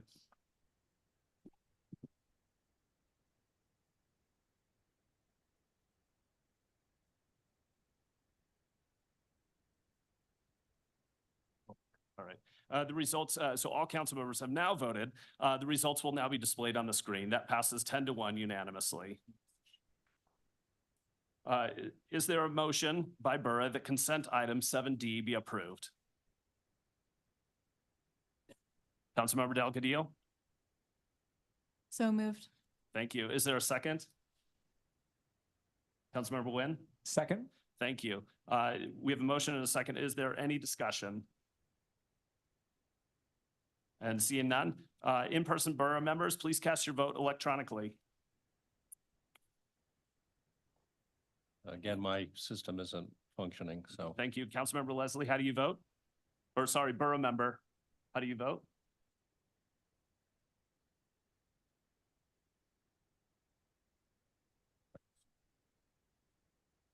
Borough member Leslie, how do you vote? Aye. Thank you. Virtual borough members, when I say your name, please state your vote verbally. Member Marsh Holshin? Yes. Member Ward? Yes. Ward, thank you. Member Lim? Yes. Member Henkel? Yes. Right, all borough members have voted, who are present and have entered their votes. The results will now be displayed on the screen, and that passes 10-0 unanimous. Our first item under action items this evening is the public hearing and council's consideration of proposed resolution 2024-06 regarding a multifamily residential development located within the Highlands subdivision. This item will be concurrently reviewed with item 7B by the Brimfield Urban Renewal Authority, which was convened earlier. I'll declare the public hearing open.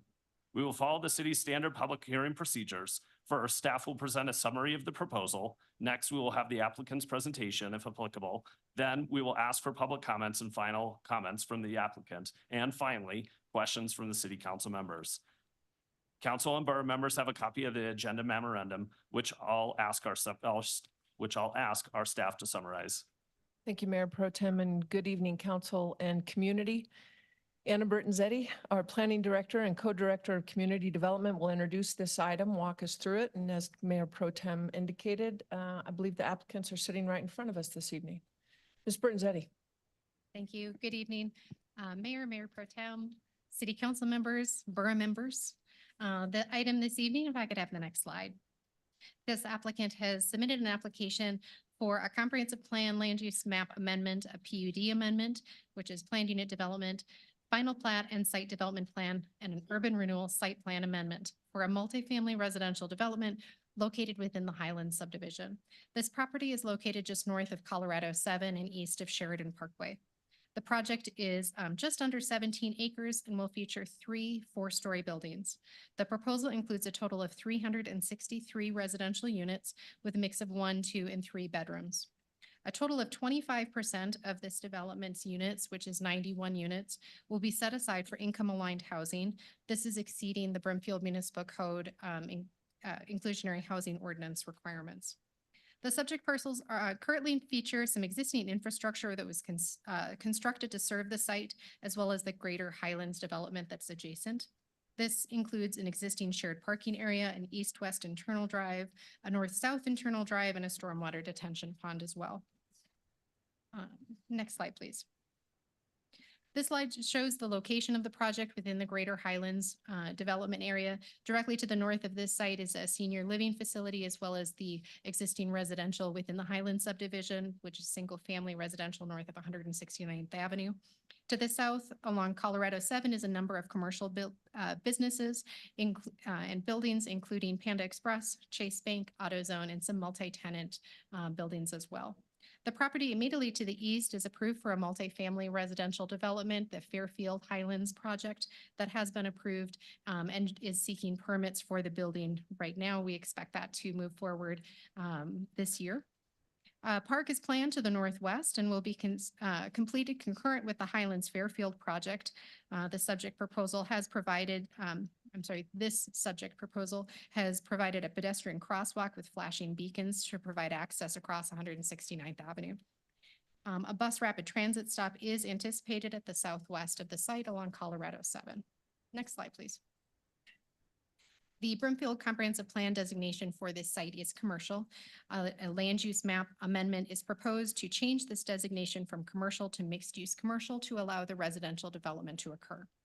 The PUD plan amendment is also proposed to update the list of permitted uses for this site to include the residential as proposed, and a change from a fully commercial to only residential land use is projected for Brimfield to have a net negative fiscal impact of over $1.1 million annually for the proposed development. Next slide, please.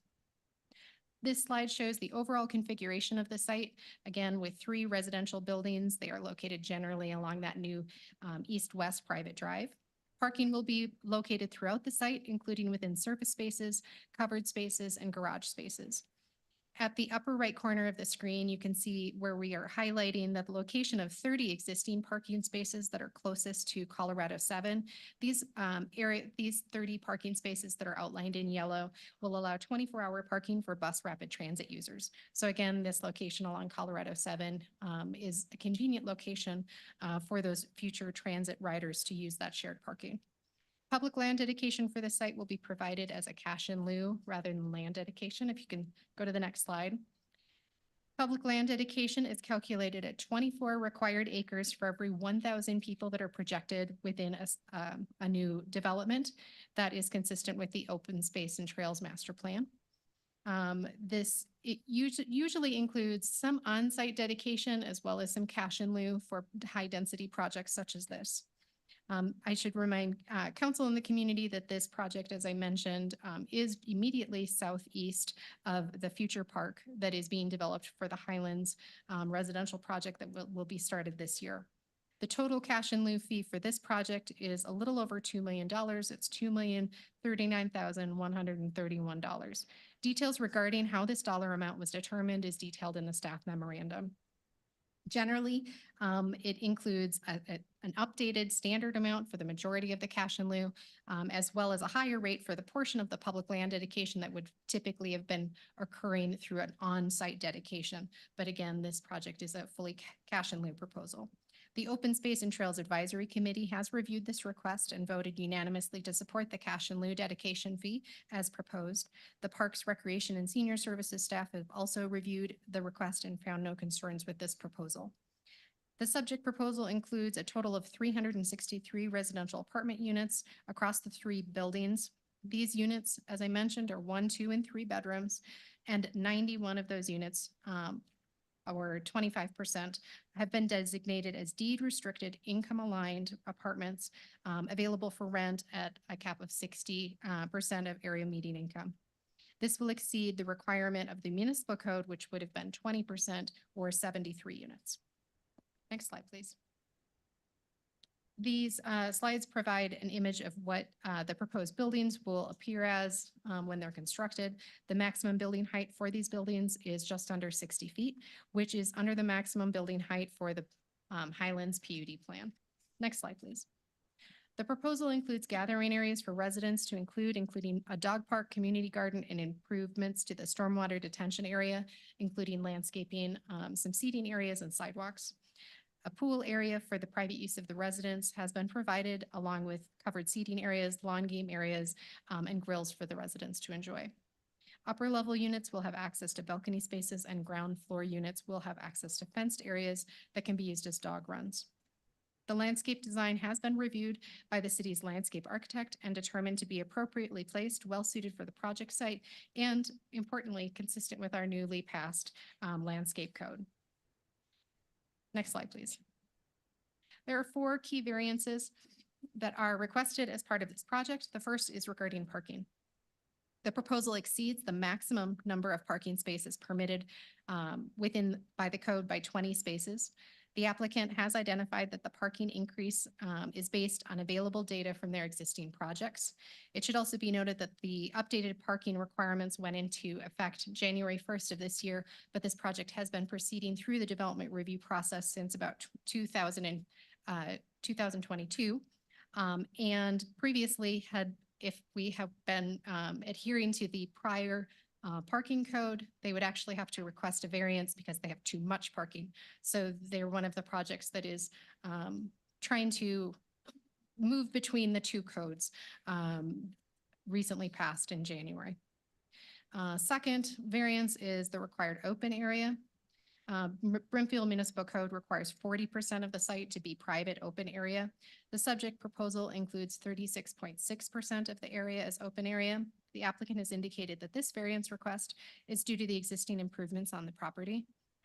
It's not uncommon for open area reductions to be proposed where we are seeking higher density of development in transit supportive areas like Arista, Harvest Station, and Flatiron Marketplace.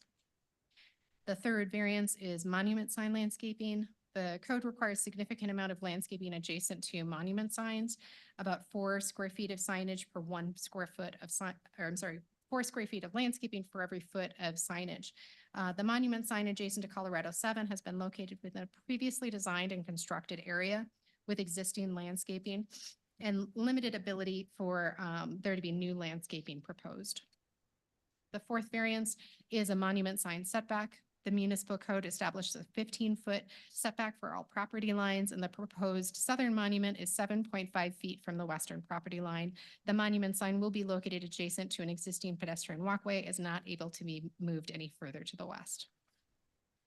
And then my final slide, a virtual concept review was held in the summer of 2022. And a neighborhood meeting was held that same summer.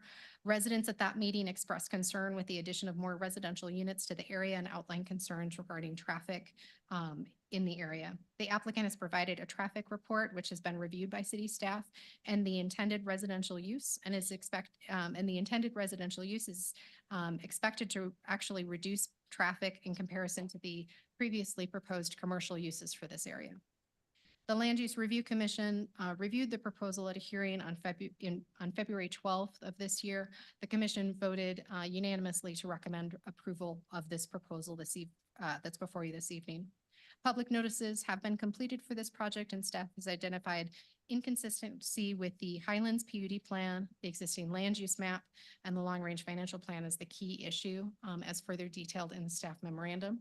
And that concludes staff's presentation. As was mentioned, the applicant is also here this evening and has a presentation prepared for you.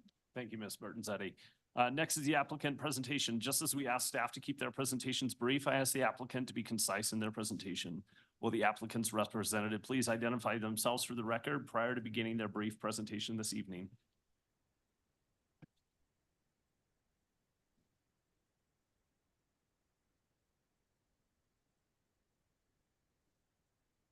Good evening, council members. My name is Heath Kennedy.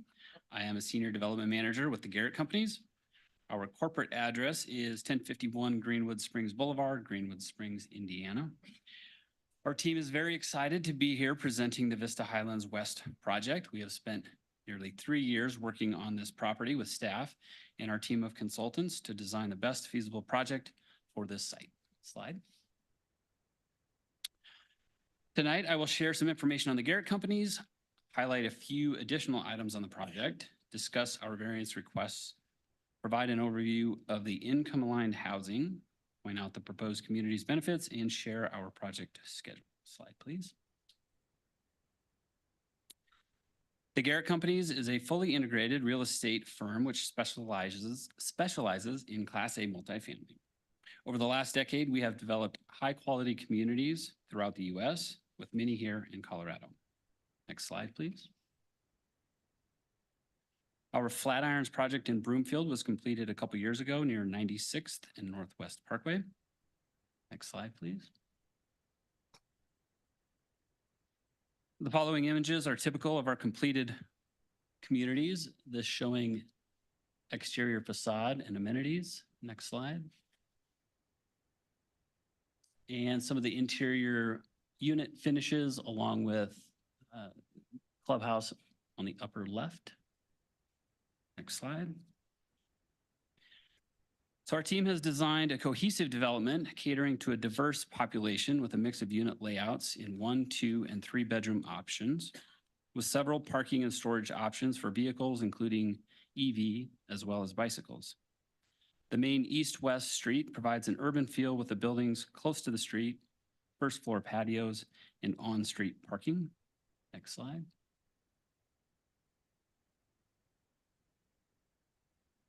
I'm actually going to skip this one since this was already covered. The building facades include stone on the first floor with a mix of lap and panel siding above. Next slide. Several dog yards are located at first floor units off of patios. All units will have electric heat and hot water appliances. Next slide. And this is a rendering of the second and third buildings. Next slide. We have provided a mix of active and passive areas throughout the site.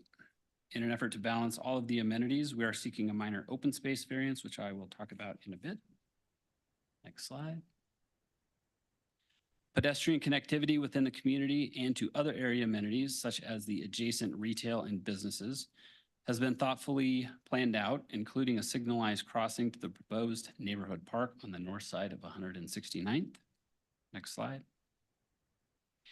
We have strategically located EV charging spaces throughout the site in surface parking stalls and within attached and detached garage spaces. Residents will also have the ability to charge e-bikes in the garage or one of the many individual or shared storage rooms throughout each building. Next slide. For the parking variance, we are asking for a 4% increase, which equals 20 stalls. With the 499 proposed spaces, we are roughly 20% reduction from what we would provide in a typical community. We were able to obtain data from 3 similar suburban Colorado projects, of which these average 1.8 registered vehicles per unit, so not parking spaces. These are actual vehicles owned by residents. Applying that 1.8 would equal 650 cars for this particular project. Obviously, not everybody is going to have all of their vehicles on the property at all times, but we feel that this variance request is minimal. And I want to note where communities that we have limited parking, property management does experience enforcement issues, and we want to prevent residents from parking in the adjacent businesses as well as the neighboring residential streets. One comment that came up during the concept review was parking spilling off into the residential area to the north. We do understand the BRT is coming, but it will not be online until 2025 or 2026, and it will take time for that ridership level to ramp up. Next slide. For the open space, I'm going to talk about open space first.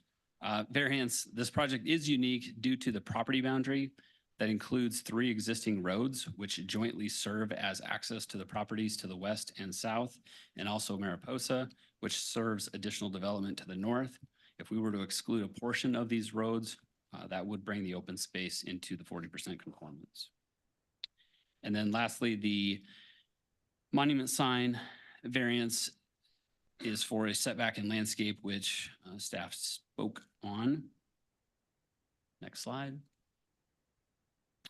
Our community will provide an additional 18 income-aligned housing units above the minimum 20% for a total of 25%, which equals 91 units.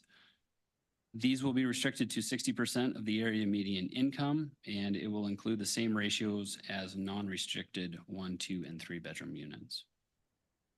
Next slide. We believe this project will provide numerous benefits to the city, surrounding businesses, and support the planned bus rapid transit system, as well as the affordability demand in Broomfield. Next slide. We are targeting May to submit our building permits. Our civil engineering construction plans are currently under review, and we are anticipating a construction start in August. Next slide. In closing, sustainability, density, mobility, and affordability. These words highlight the attributes of our planned community. Thank you for your consideration of approval for our Vista Highlands West project. Thank you for the presentation. We will now proceed with public comments, starting with in person. If there is anyone who would like to be heard, please come to the podium and state your name and neighborhood for the record. Please limit your comments to 3 minutes. Hi, Peter Kraus, and thank you, Council. I'm Eagle Trace North. Housing affordability, I'm wondering how income-aligned housing is paid for. So is it paid for by increasing the rents on the people that are going to move in? Secondly, I understand that this project is heated with electricity and not gas. It also has charging units for EVs.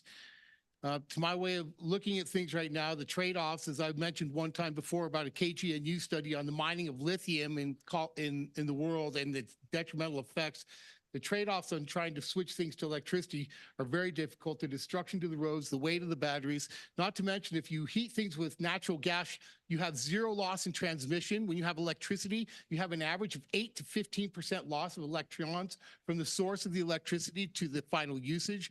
Electricity has a tendency to be quite a bit more inefficient than natural gas, which is unfortunate. Not to mention that our infrastructure in the state, to carry all the electrons for the charging station and to electrify the property is insufficient and not planned to be upgraded for a long time. So putting the cart ahead of the horse on electricity is really a difficult proposition. I am curious, am I going to get an answer from council? Are you guys at liberty to tell me how income-aligned housing works? Because it seems to me that income-aligned housing runs very counter to affordability issues for the broader community. Somebody's got to pay for the income-aligned housing. If it's not the taxpayers, then it's got to be the residents living in the other 244 approximate units on that space. So there's a lot to swallow to pick that presentation up and run forward with it. But to summarize, we have electrically heated building. So we got an electrified building with electric charging stations, which the electric charging stations, if they weren't in the project, I wonder if the developer can answer the question, how much it would save the developer not to have to put in those charging stations. So once again, there's a conflict between affordability and the goals of the climate warriors. And we've got to figure that out. We can say we want to be affordable, but do we really? Thank you. Thank you for your comments.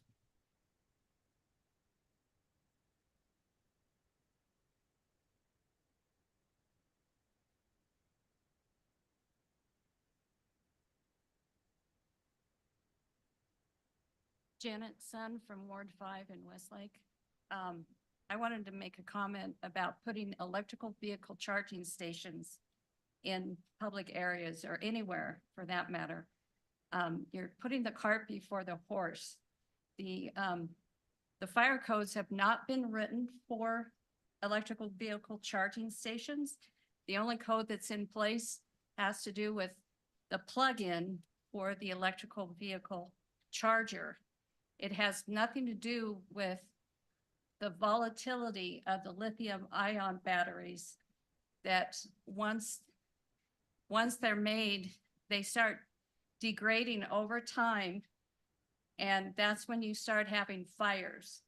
Those fires are significant. They cannot be put out by water. They cannot be put out by normal suppression methods.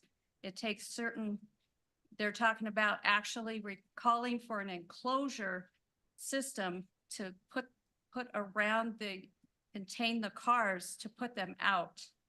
So before you get into doing this, you need to check. I mentioned this the last time I spoke.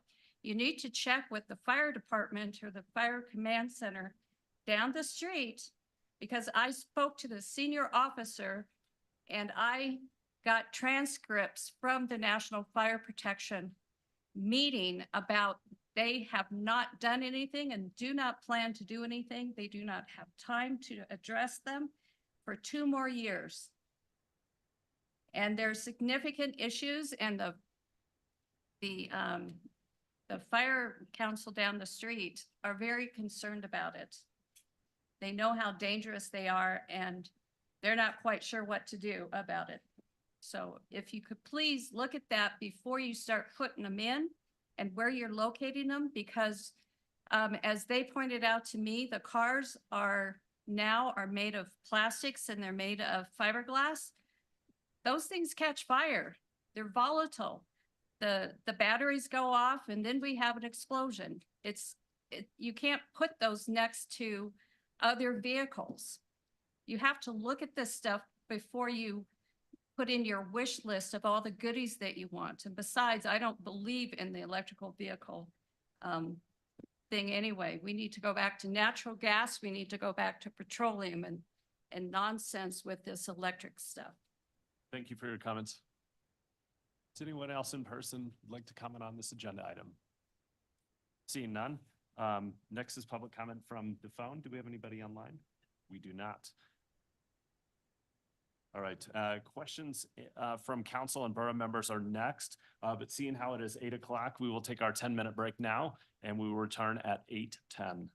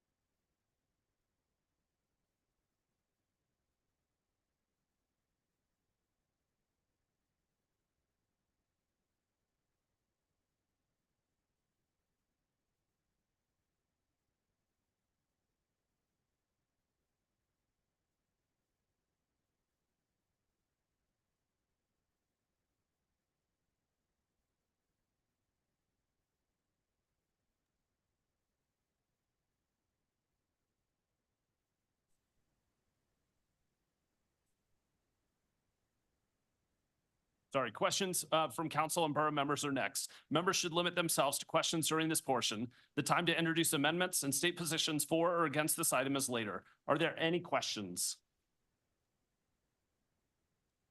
And if you are online, if you just raise your hand, if you are in person, if you will use the electronic raise the hand button.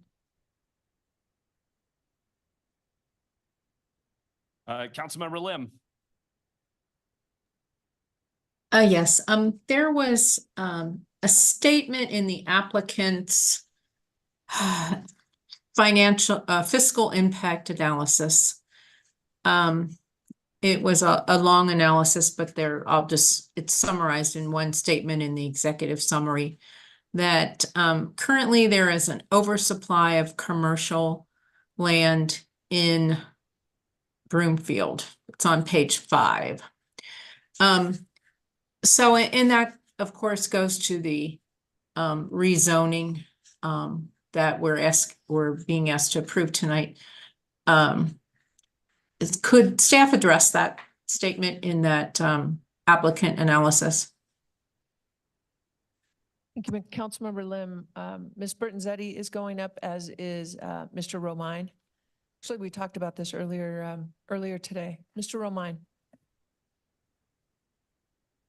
Thank you, City County Manager Hoffman, Mayor Pro Tem, members of council, Mayor.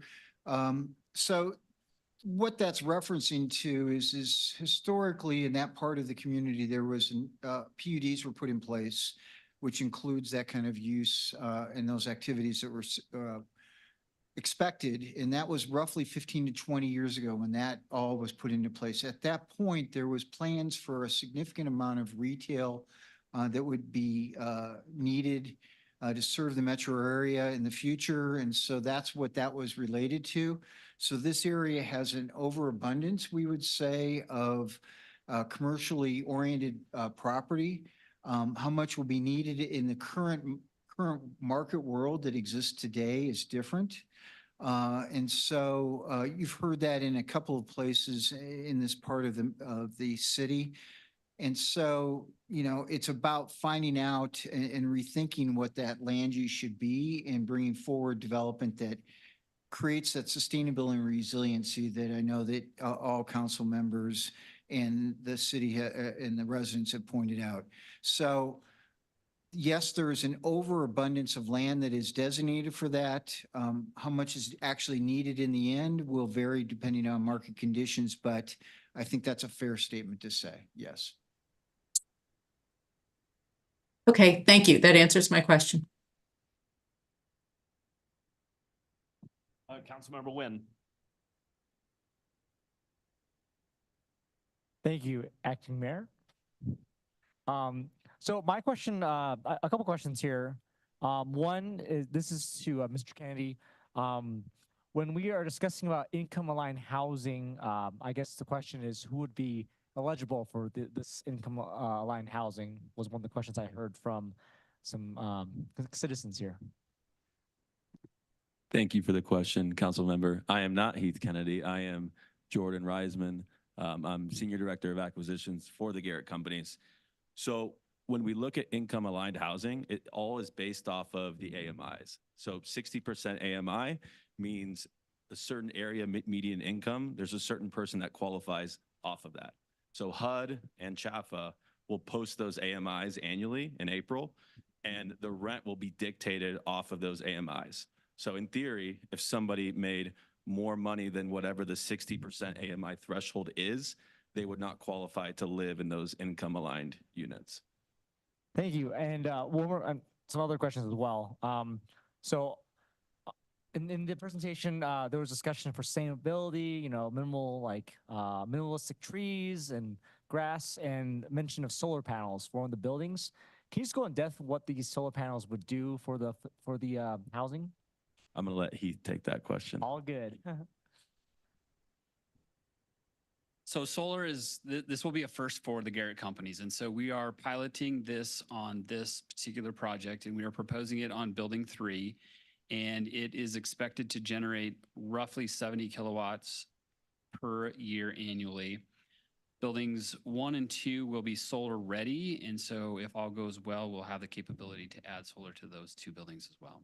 And so the assumption then goes, since there will be EV, units available as well, will the EV units be powered by solar, or is it separate from the grid, so to speak? It doesn't technically work that way, so the solar will generate negative net metering for the house meter that will supply energy to the parts of the project. And then when power is being used, it's a positive. And so at the end of the day, you're hoping to get to a net zero for that particular system.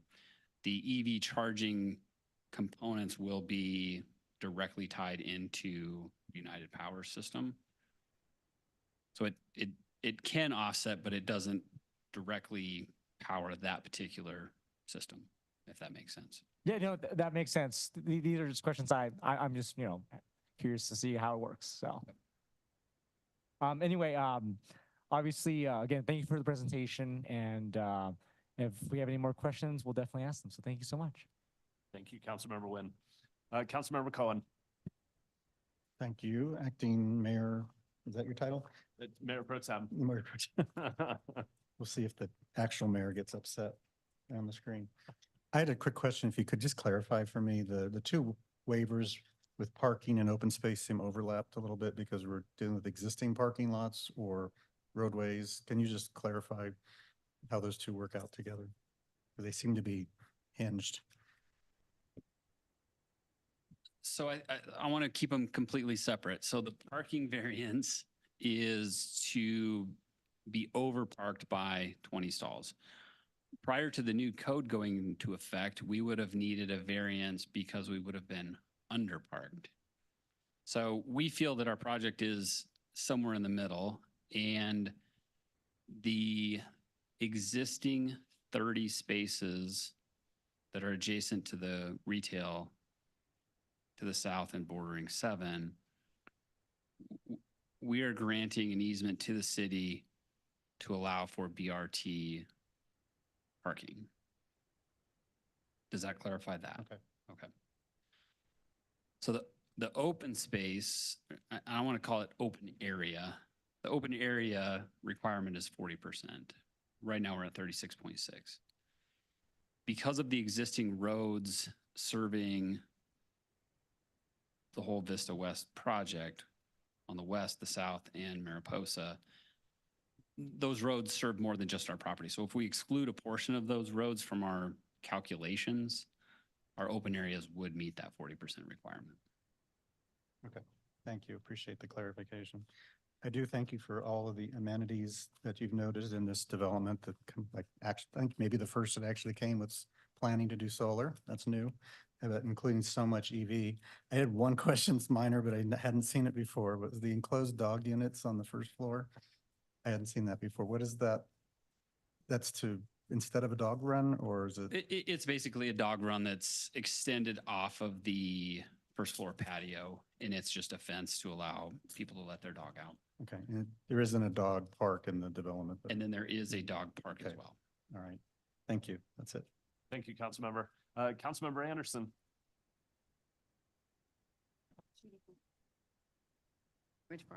Okay, so I have just a couple questions here. And the first one, I'm wondering, do we have anyone, because North Metro's not represented here tonight, but is there anyone who can, on staff that can address the EV charging station concerns? Because this is going to come up again with future projects as well, related to the potential for fires. Thank you, Councilmember. North Metro Fire Rescue District is heavily involved in our development review. We refer all of our plans to them. They sit in meetings with us every other week to talk about not just upcoming development projects, but they also are involved in being able to see our potential code amendments. So they would have been involved in seeing the electric vehicle charging requirements come through with the building code updates that happened last year. They haven't expressed anything to staff through any of those processes regarding any concerns regarding those changes and requiring EV parking spaces. Okay, thank you. That is helpful. And then this is actually a comment for the developer. As someone who lives in the area, and we keep talking about like we're overbuilt on the I guess there's more commercial to come, but north of 144th, 0 grocery station stores. Hopefully we'll get one in Baseline. The closest place for us to our grocery shopping is in Erie, where our tax revenue would then go to Erie. So we have to drive south quite a ways to access grocery stores and other retail. So there might be some commercial development, but it's not really serving the needs of that portion of the community. So I disagree with that, but I'm also understanding that this is a difficult to develop site. So I understand that, but it's still difficult for that impact of the long-range financial plan. I do have a question on, I guess this is for staff. Do we see a concern as we're making this shift of a significant impact to the long-range financial plan? Is that a concern, or are we able to, I'm just wondering how concerning that is. That's fair.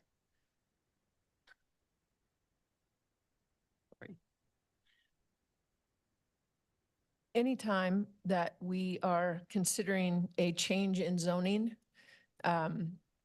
it's more complicated than to say how concerned are we with that trade-off. So even though it's zoned commercial, we look at a multitude of things, as does the developer, i.e. the likelihood of it ever becoming commercial has to weigh into that decision. So again, it's a more complicated, it's a bigger conversation. Councilmember Anderson, if it was a competing, whether it be 2 years before or 2 years after, obviously if we had to pick and choose, we would choose commercial simply because of the tax base. But that is not the case. So we haven't had commercial knocking on the door for this site. And these folks, again, have been working for 36 months in order to deliver a product that they feel is a solid product for that area. Okay, that is very helpful. Thank you. And then I have a question on the bus rapid transit. Do we have we're talking 2025 and 2026, and is that a guarantee? Is that still? Ms. Burton-Zetti, don't you love it when the word in any sentence is guarantee? That's why I looked at you. That does make me concerned, right? We have seen changes in our service from RTD. We are planning for it at this time to move forward as scheduled, and that's probably the best I can provide. Okay, thank you. And I actually appreciate that there's the parking spots there, because if we start, those extra parking spots could come in very handy, either for the BRT or if we don't actually get that for several years. So yeah, thank you. That's all my questions. Thank you, Councilmember. Councilmember Marshall-Olson. Thank you, Mayor Pro Tem. So a couple questions, one for staff and one for the developer. For our staff, can we talk about what the long-range financial plan, how is that being impacted by the increased property values? Does that change the calculation of how much a residential property costs us versus how much we get in revenue from that? I'm going to have Mr. Romine come down. Mayor Pro Tem, council members, and mayor. So we are recalculating some of those things based upon the change in the value. But one of the things that you should be always thinking about is the long-range financial plan. When it's talking about it, we do have to figure out where the cost of applications are. But at the same time, the revenue from this is the revenue from it. So the change in values that were experienced by residents and homeowners and businesses over the last 2 or 3 years due to the property value increases, those aren't reflected in this, because this would be brand new and that would be the value that it would be when it comes forward. So it doesn't have, it's very much a plus on one side, potentially, because it affects the distribution of the costs, but it doesn't really change the revenue going forward and thinking about it that perspective, if that helps you. And so it's a little, I wish it were simple to say yes, because I'm trying to get quicker in my answers, but it's like everything, complicated. And we are working through that.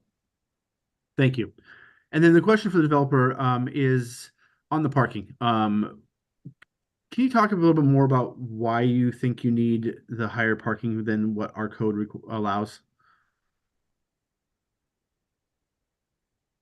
Well, it's really based upon comparables of other projects we've developed. As I mentioned, we pulled data from 3 existing suburban communities that we've built, 2 of which are near light rail stations, and the registered vehicles for those developments is 1.8. This current proposed ratio is like 1.35. So a 20% reduction from what we've historically built and seen from our residents. And does that take into consideration the lower vehicle count that would be in the income aligned housing?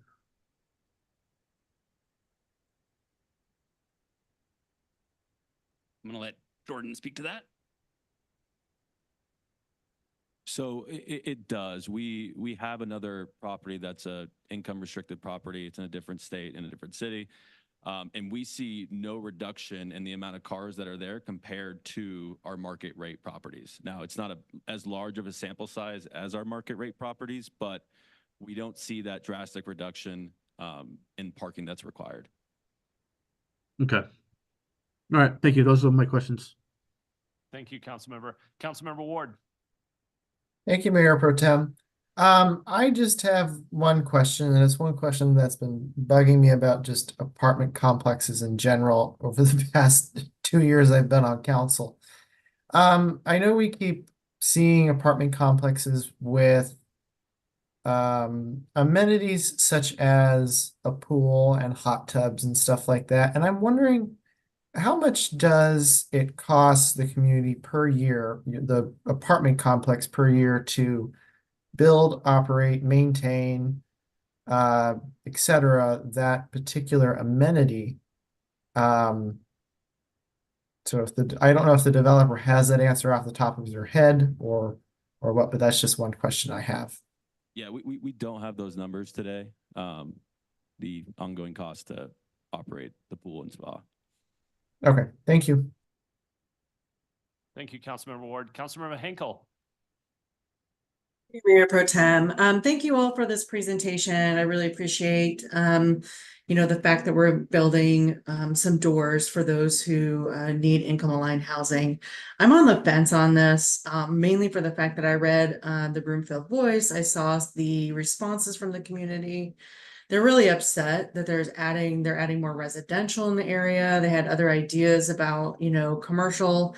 It really does need a lot of commercial. So can you speak to the commercial response or lack of commercial response? Because this is a constant thorn in our side in Broomfield. And as much as we need income aligned housing, I personally feel that we could do both. We could do commercial and income aligned housing. Why was this not a commercial with also income aligned housing? So if your first question was what has been the activity for commercial on this site, was that generally the question? Generally the question, the response we always hear from developers, well, there's no, interest in commercial in the area. But I really feel like commercial needs to be alongside residential. We can't just build all residential in one area. There needs to be a balance. And then I'll speak to another issue as well. Thanks. Okay. Thank you. Thank you for the question, council member. So I do have a letter from the seller. I don't know if I'm allowed to read it. He wasn't able to be here today, but it's a letter expressing kind of the activity for commercial and that they've been working on the past 10 years. So is it a letter I'm able to read? Mayor Pro Tem, I think that would be. Yes, that is totally fine. Thank you. So Eisenberg Companies is the landowner, and this is the letter. Dear Broomfield City Council members, Eisenberg Company is the underlying owner of 16.8 acres of land located at the northeast corner of Highway 7 and Sheridan. We are unable to attend tonight's hearing due to scheduling conflicts. In lieu of being able to attend in person, we want to reaffirm our support of Garrett Company's efforts to amend the current PUD zoning land uses to include multifamily. Since 2016, we have developed nearly 10 acres of retail shops and pads within the overall development. Initial plans included a large format grocer on the remaining 16.8 acre parcel. For nearly the past 8 years, we have had prominent retail broker representation for the site in order to pursue all retail opportunities. We have additionally utilized our own contacts within the national retail network to establish the site as a prominent location for a grocer. Given our repeated and substantial efforts to obtain a commitment from an established retail anchor tenant, the market has responded that this particular location does not warrant commercial retail. As such, we believe the highest and best use for the site is to amend the PUD zoning to allow for multifamily in order to offer a high-quality product that will meet the community's needs for housing. Having already developed a significant portion of the site for retail, we strongly encourage the council to consider this opportunity to have a first-class mixed-use development that incorporates the proposed residential component. Sincerely, Ryan Amato, Eisenberg Company. Okay, thank you for that. Can you clarify if they sought all commercial or was it just grocery? So, You know. having worked with this developer before, they do all type of commercial development. So whether it's the pad sites and restaurants, car wash, what a quick service retail, whatever it may be. I'm not sure who they specifically reached out to for that site, but I do know that they have worked with grocers such as Sprouts, Amazon Grocer in the past. Okay, and likely they did not want to build grocery right across the street from a grocer, would be my guess is why that did not fly. I will say that there is, in the community up there, I've been door knocking. I door knocked over 3,000 doors in my ward. That's my and Councilmember Cohen's ward. And they really want service type, commercial in there. So places where they can get their nails done, their hair done, or things like that. So I'm a little bit on the fence on that. It puts a lot of pressure on the area to your south and Baseline to now have much of the commercial in that area. And then it provides sort of a difficulty in access to that area without any sort of safe crossing. So I'm hesitant, and I know that there was a new owner in that corner, and I don't know if it's the same owner, but I do know that they likely overpaid to buy out that area where Blake's Tap House is and everything. It seems like they really overpaid for that corner. So a little disappointed in that. I will say that there should be a grocer on the south side over there. Has there been any talks, and maybe this is for staff, on the improvements on Highway 7? If now we're going to put all the pressure now on Baseline to have commercial, and we're going to route people now across Highway 7, what does that accessibility look like? Are we going to provide any sort of subterranean access with an underpass, an overpass, and can staff, speak to that? And or our metro districts in the area could help pay too, personally, but.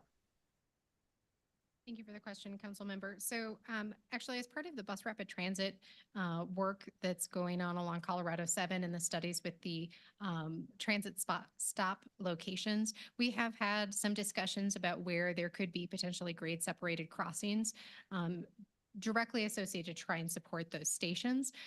There's no funding available for it. That's not in the capital projects plan. So it's nothing like that. But we have obtained easements in a few locations on the north and the south sides of the street in various locations to accommodate potential grade separated crossings. I believe there was one in Highlands, there was one in Palisade Park.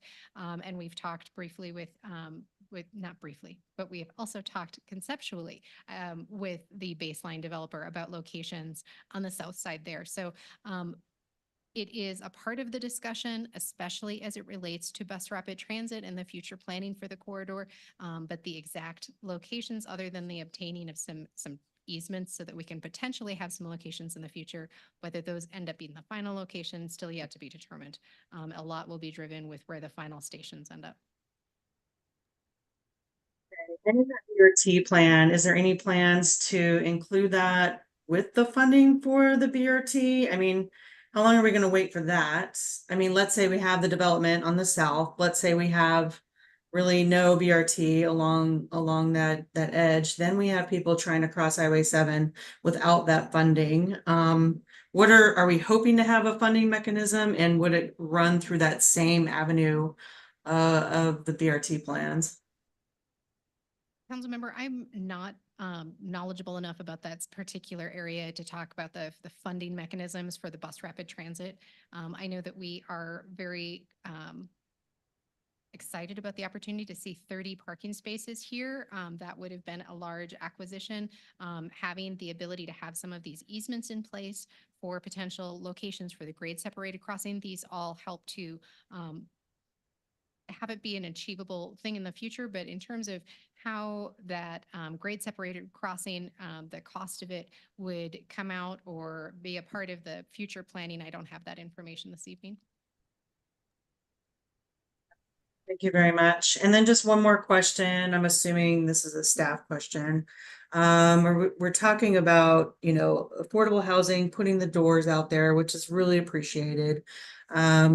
You know, instead of a cash in lieu. So we really do appreciate that. I would like to talk about the deed restriction. Is this going to be for a certain amount of time, or how long is this going to be affordable for?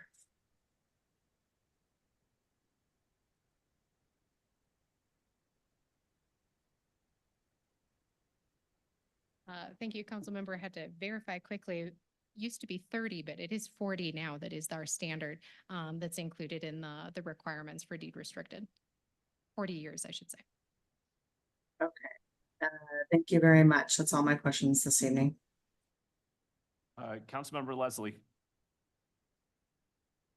Thank you. It would help me to understand how the affordable housing component is being paid for. If I don't know if that's a staff question. I know this is a kind of a universal thing for us. And I appreciate how you all have planned to try to respond to that. But will the rents for the regular people be increased? I'm assuming you have a market issue that you've got to attend to. So who does pay for that? That's correct. So yes, I mean, the question was asked earlier, how do we offset the cost of having these income aligned units? We can't increase our market rate units because then we wouldn't be able to rent them. So we need them to be market rate. So that's based off whatever the market is, whatever the competition is listing those at. So really what happens is we take the hit. And it's really, we need to get very creative on how we finance these projects. And there's a lot of mission driven capital that comes into play. So I would say that really we take the hit. It's impossible for us to put this on the unrestricted market rate rents because then we would not be able to rent those units and we would not be able to drive income. Good, thank you. Secondarily, you know, we talk about all this as housing, but isn't this commercial as well? I mean, don't apartment complexes count as commercial? And I don't know, is the tax collection different than housing rates would be? We haven't had this conversation that I recall since I've been on council, but it just seems to me this is a commercial activity. So Mayor Pro Tem, council members, Councilmember and Mayor, Councilmember Leslie, this is a residential. The way that the assessor works and the way that Colorado works with assessments is its primary use. And so apartments, rental and for sale are all residential. So they'll apply on that assessment rate. The thing that is the uniqueness of it is actually when it's like senior housing or, I'm sorry, I'm not getting the words right, but basically when it's group living. In those cases, those are commercial. So the senior housing to the north that is institutional, it's memory care or those are actually a commercial enterprise, therefore they're assessed that way. But apartments are residential and that's the way they're assessed. Okay, good. Thank you. And the one thing that I would just note is as part of the evaluation the assessor's office does is looks at what the rent rolls are. That's one of the things, so the value. And so the value is determined whether it be if they were to sell the property or if they were to just continue it. The reductions on rent actually lower the value of that property slightly. So there is some property tax savings that actually occurs at the same time, which helps toward their bottom line on the operations side. And I would think that if it were a residential, traditional housing unit on that 16 acres, you get less taxes from those 8 houses or whatever they would put up there than you would be from an apartment. Right. complex. And that's, there was a question earlier about the financial implications of it. And if you noticed in the memo, we talked about a $1.1 million annual difference. And that's because of the cost that it goes to pay for the programs and services, the police and other things that are serving any resident versus the revenues coming in. And part of that is this lower assessment that exists in Colorado for residential property. Thank you very much. You bet. Thank you, Councilmember. I have a few questions. Councilmember Leslie, thank you for asking about the deed restricted. This does bring up an additional question for me. So the applicant mentioned a mission-focused financing, and I'm curious, just so that we can answer our public's questions regarding our affordable housing with this project, if you can just talk a little bit about that mission-focused financing and if there's any state financing associated with that. Thank you for the question, Mayor Pro Tem. So there is no state financing involved in this project. What we do, a typical capital stack, is we go out and raise construction financing from a regional bank, and that will be cover anywhere between 60% to 70% of the entire budget. The other 30% comes from equity that we would go out and raise. And the equity that is interested in this project recognizes that there's a mission-driven component, meaning it's mixed income. It's not all market rate. And there is plenty of capital out there that is interested in mission-driven projects like this. It even goes so far on the permanent market, so the permanent debt market, Fannie and Freddie, you might have heard, they have mission-driven products that benefit projects like this. So to really, it's very difficult to capitalize these deals. I remember speaking with Cheryl St. Clair 4 or 5 years ago when they were working through the inclusionary housing ordinance, and she was proposing 20% at 60. And I was like, Cheryl, there's no way anyone's ever going to do that. And here we are doing 25% at 60. So she was right. But it takes a lot of creativity. It takes a lot of effort, and really just having a group like ourselves that can build efficiently, but still deliver a great product and just bring the whole deal together. Great. Thank you for that. I appreciate that additional information. To staff, I have 2 questions for you. One of them was on the presentation. It didn't talk about the concept review that happened in February of 2021. And I just wanted to put that out there to make sure that that is part of this project, or is that not part of this project?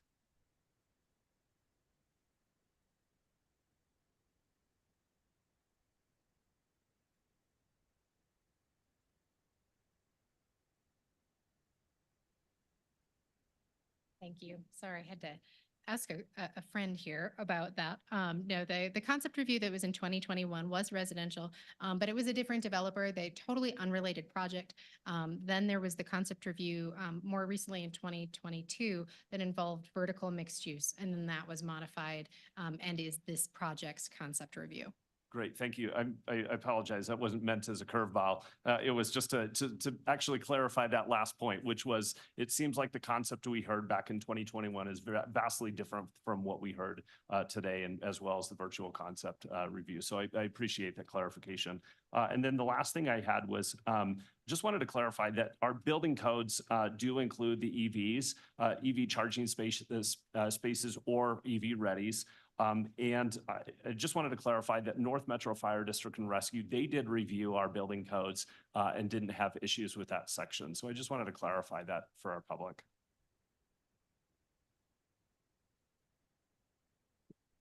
So correct, the North Metro Fire Rescue is aware of our code changes when we bring those through and is involved in development review for individual projects as well.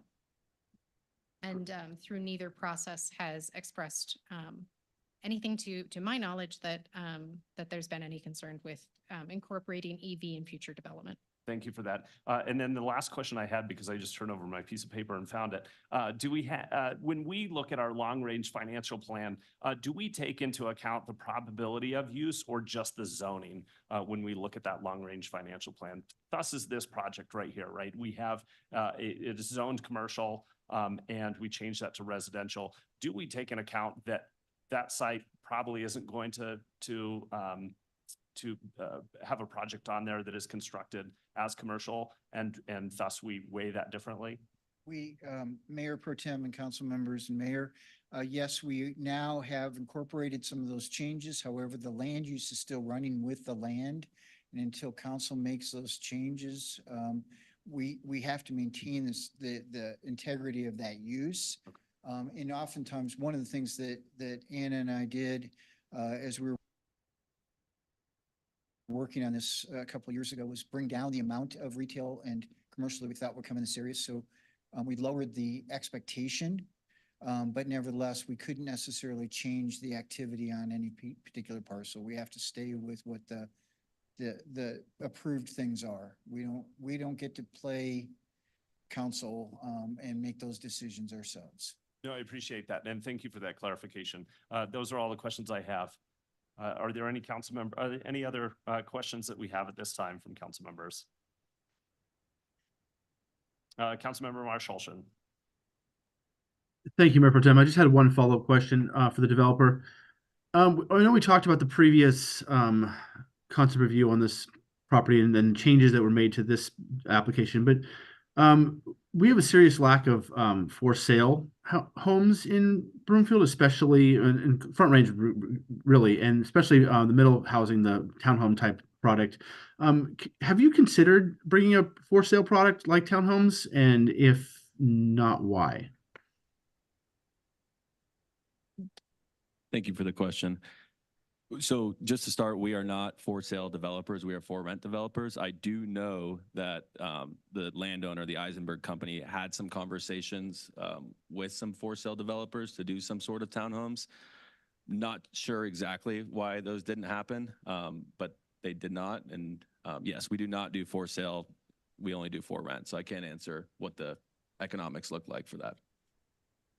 Okay, thank you. Thank you, Councilmember. Seeing no further questions, the public hearing is closed. First is council's consideration of proposed resolution number 2024-06. Will the clerk please read the proposed resolution by title? Resolution number 2024-06, approving the Highlands Filing Number 1 Replat G Vista Highlands West Residential Planned Unit Development Plan, Comprehensive Plan Amendment, Final Plat, and Site Development Plan. Thank you. Is there a motion? Councilmember Leslie. Move the motion. Thank you. Is there a second? Second. Thank you. There is a motion and a second. Is there any discussion? Thank you thank you for that. Councilmember Marshallson. Thank you, Mayor Pro Tem. I'd like to offer an amendment. I move that council, see the language that Nancy gave me. I move that council deny the requested variance allowing the applicant to increase the number of parking spaces above what is required by the Broomfield Municipal Code, and that the approval of the development be subject to the following condition. A, that the site development plan be amended to remove 20 parking spaces such that the SDP is in compliance with the Broomfield Municipal Code regarding parking. Great. Sorry. Councilmember Marshallson has made a motion for a condition to approval. Is there a second? Councilmember Delgadillo. So seconded. Is there any discussion on the condition for approval? Mayor Pro Tem, just jumping up, the language of the council member's condition is up on the screen. Thank you very much. I'll read that condition just because we have people out of the space. The condition is, or the proposed condition, the site development plan SDP is amended. Oh, sorry, the site development plan SDP be amended to remove 20 parking spaces such that the SDP is in conformance with the Broomfield Municipal Code regarding parking. So we have a motion and a second. Is there any discussion on the condition for approval? Councilmember Lim. I listened to the developer, and the developer expressed that they were, caught between our old code and our new code in trying, and expressed that under the old code, they would have been overparked or underparked, and now under the new code, they're overparked. So I heard them say that. I appreciate that they were in the middle in this transition period. And I also heard the staff, and I appreciate the fact that they are putting the parking spaces there. The 30 spaces for what we hopefully get someday with the BRT. So I am inclined to not support the amendment to reduce the parking spaces and give the developer the benefit of the doubt that they've done their comparables with their other developments and let them keep those 20 parking spaces. Those are my comments. Thank you, Councilmember. Councilmember Marsh Holshan. Thank you, Mayor Pro Tem. So my reason for bringing this is I understand the reasoning that they have requested it, but the fact it remains that we as a community have overparked for a long time, and that's the whole reason why we enacted our new code on parking. So I don't believe that it is necessary to grant a variance for additional parking. We are going to have bus rapid transit in this location at some point in the future, and I think by the time this is built, that will be much closer to a reality. So I do not believe we needed the additional parking. So thank you. Thank you, Councilmember. Councilmember Anderson. Actually, I'll just add to, in support of Councilmember Lim and, restating that some of those parking spaces are reserved for the bus rapid transit. There has been a concern raised, especially from residents in Anthem Ranch, that in order to actually get to accessibility of that bus rapid transit, they are not going to be biking. Not a lot of them. I know some will. I know that comment is coming, but some of them can still get around, but a lot of them residents will need to drive to the location where they can access the BRT. So I think this is a great offer to set some of those 30 spots aside for that future BRT, which hopefully comes on schedule. Thank you, Councilmember. Mayor Pro Tem, Mayor Castriota. Goodness. Thank you, Mayor Pro Tem. My question is, I guess, for staff, do we have any control over when and if bus rapid transit happens on Highway 7? We do not. That's what I thought. Thank you. All right, I do have a question for the applicant regarding this condition of approval. So I'm curious if these 20 spaces were not in there, is the project still feasible without these 20 spaces? And if it is, what kind of complications or frustrations are we going to deal with this project? So when equity and debt look at deals, they look at parking ratios, they look at comparable properties. If they invest in a project that isn't properly parked, residents don't want to live there. All of a sudden leasing goes down, rents go down, it becomes a problem. So honestly, it's more cost effective for us to provide less parking. We are providing more parking because we have built 25 projects in Colorado. We know that people still use cars. We have projects out by the airport within a quarter mile away from the light rail. And those projects do not have enough parking, and they're close to a 1.8 ratio. So we recognize that there is a possibility that being next to a bus rapid transit system could potentially reduce parking in the future. But as it sits today and as it sits for at least the foreseeable future, we have not seen those trends. We still believe, and equity and debt still believes, that an adequate parking ratio compared to what other properties are doing out there is very important to the success of a project. Whether it's income restricted, income aligned, market rate, it doesn't matter for them right now. Thank you for that. So I would ask my fellow council members, when we're looking at this project, we have to realize that there are trade-offs. There's already been trade-offs between the commercial and the residential. There's also trade-offs when it comes to variances as well. I'm not a big fan of variances, but I think that I have to look at those variances very specific. And when I look at this one, I have to realize that, the amount of parking that we're actually considering is very little compared to the overall project. So I think that we have to consider the overall project and not just one small part. So those are my thoughts. And seeing no further discussion on this item or on this condition, we will take a vote. In-person council, please cast your vote on the condition electronically.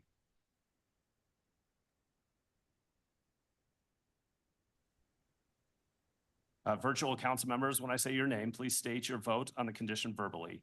Councilmember Marsh Holshan. Yes. Councilmember Ward, Yes. Councilmember Lim, No. Councilmember Henkel, No.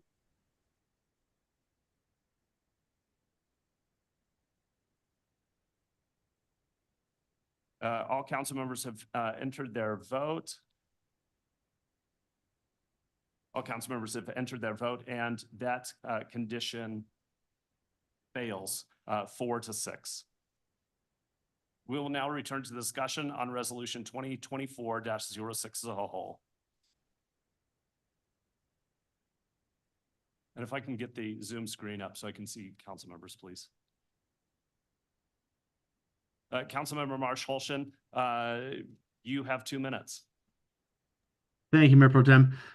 So this development, I understand where this developer is a rental only property owner, or that's what they bring forward.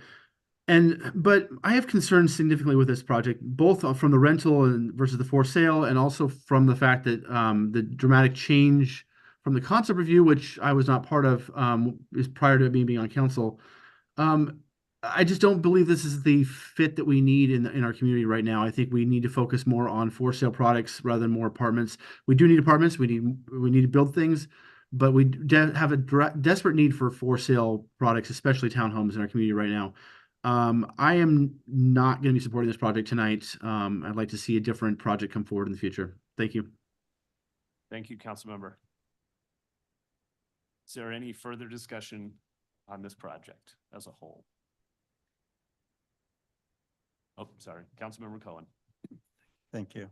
I just wanted to take a moment to say I do support the project and I appreciate you coming to Broomfield.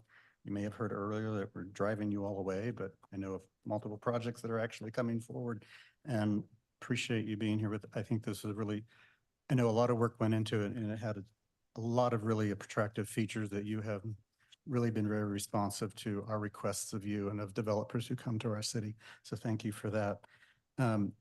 I just want to make one note in passing about some of the comment earlier about EV chargers, which I appreciate you including. There's a lot of fear of the future and fear of what's new, but statistics is always fun. EV chargers, the rate of them catching fire or having a fire is 0.0012% based on a study in 2023. The risk of a combustion engine catching fire is 0.1. And they don't get much attention as much as an EV charger or EV car catching fire because combustion engines have been around for over 100 years and seeing a car fire is nothing new. But a EV will get more outsized attention when they actually occur at a lower rate. And having an EV charge station in your house is the same exact risk as having any electrical outlet in your house. It's an electrical outlet. And if you have any kind of electricity in your house, no matter how it's presented, it's going to have the same level of risk. So I think we're actually making very positive moves for the future that will pay off in terms of reduced greenhouse gas and other sustainable measures going forward. So thank you.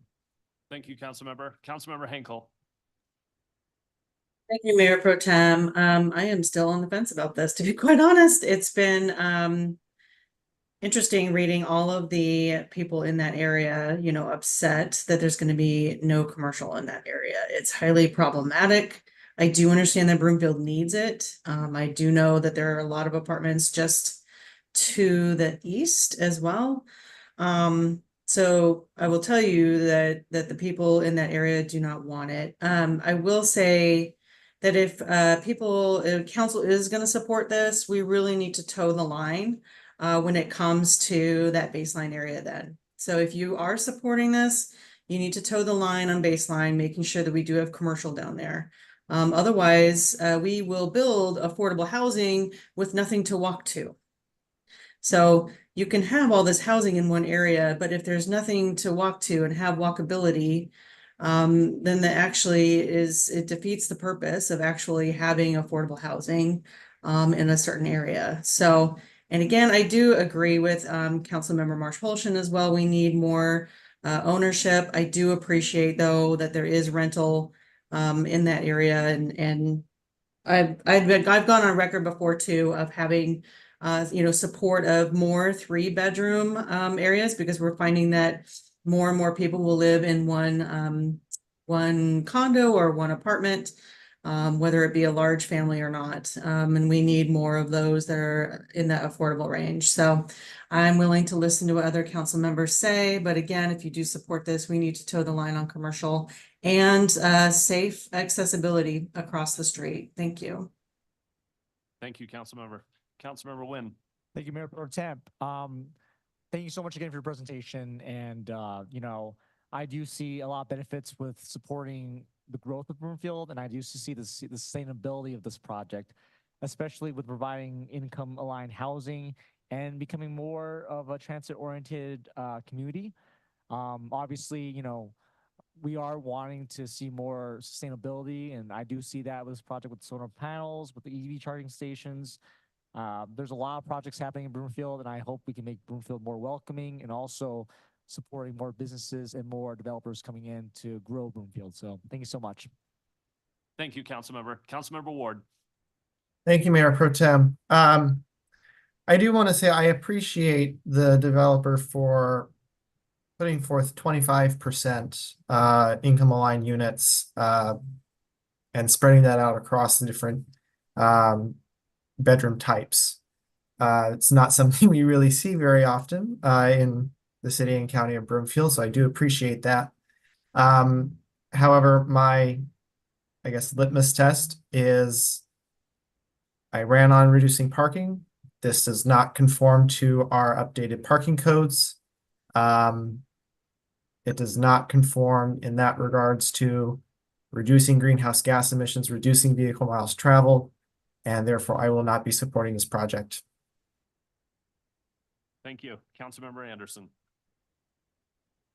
Thank you. I did want to see more commercial in that area, but after tonight's discussion, I fully understand why that is a difficult location. Fortunately, and you know, in support of Councilmember Hinkle's comments, the Center Street District and Baseline, as that comes forward, will be just south of this area. So I just want to make sure we keep this focus on that grade separated crossing. If we could somehow locate that, if it does come to fruition, you know, right north of the Center Street District, so there is access, a safe access to the commercial for those residents. But I do support this project. Thank you. Thank you, Councilmember. I will just add my thought. I shared one already in terms of the trade-offs from commercial to residential and the trade-offs that are within the project itself. I appreciate you bringing this project forward. I do see this project as part of a larger development. And at the same time, what we are considering is just this portion today. I appreciate the elements that you have included in this project, from the affordable housing to the sustainability elements. And I, believe that we do need residential density, especially along the Colorado 7 corridor. So I appreciate the project that you have brought forward.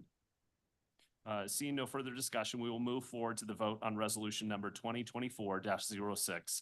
In-person council, please cast your vote electronically. Virtual council members, when I say your name, please state your vote verbally. Councilmember Marsh Holshan? No. Councilmember Ward? No. Councilmember Lim? Yes. Councilmember Henkel? Yes. I'm sorry, we didn't hear your vote? Yes. Thank you. All council members have entered their vote. The results will now be displayed on the screen. And that passes 8-2. All right, next is the Broomfield Urban Renewal Authority's consideration of item 7B. Will the clerk please read proposed resolution number 2024-40-UR by title? Resolution number 2024-40-UR approving the Highlands filing number 1 replat G, Vista Highlands West Residential Urban Renewal Site Plan. Is there a motion? Councilmember Wynn. So moved. Is there a second? Councilmember Delgadillo. Seconded. Excellent, thank you. We have a motion and a second. Is there any discussion on this resolution? Seeing none. Seeing no further discussion, we will move forward to the vote on resolution number 2024-40-UR. In-person borough members, please cast your vote electronically. Borough members, when I say your name, please state your vote verbally. Authority Member Marshallson, No. Authority Member Ward, No. Authority Member Lim, Yes. Authority Member Henkel. Yes. All borough members have entered their vote. The results will now be displayed on the screen. That passes 8-2.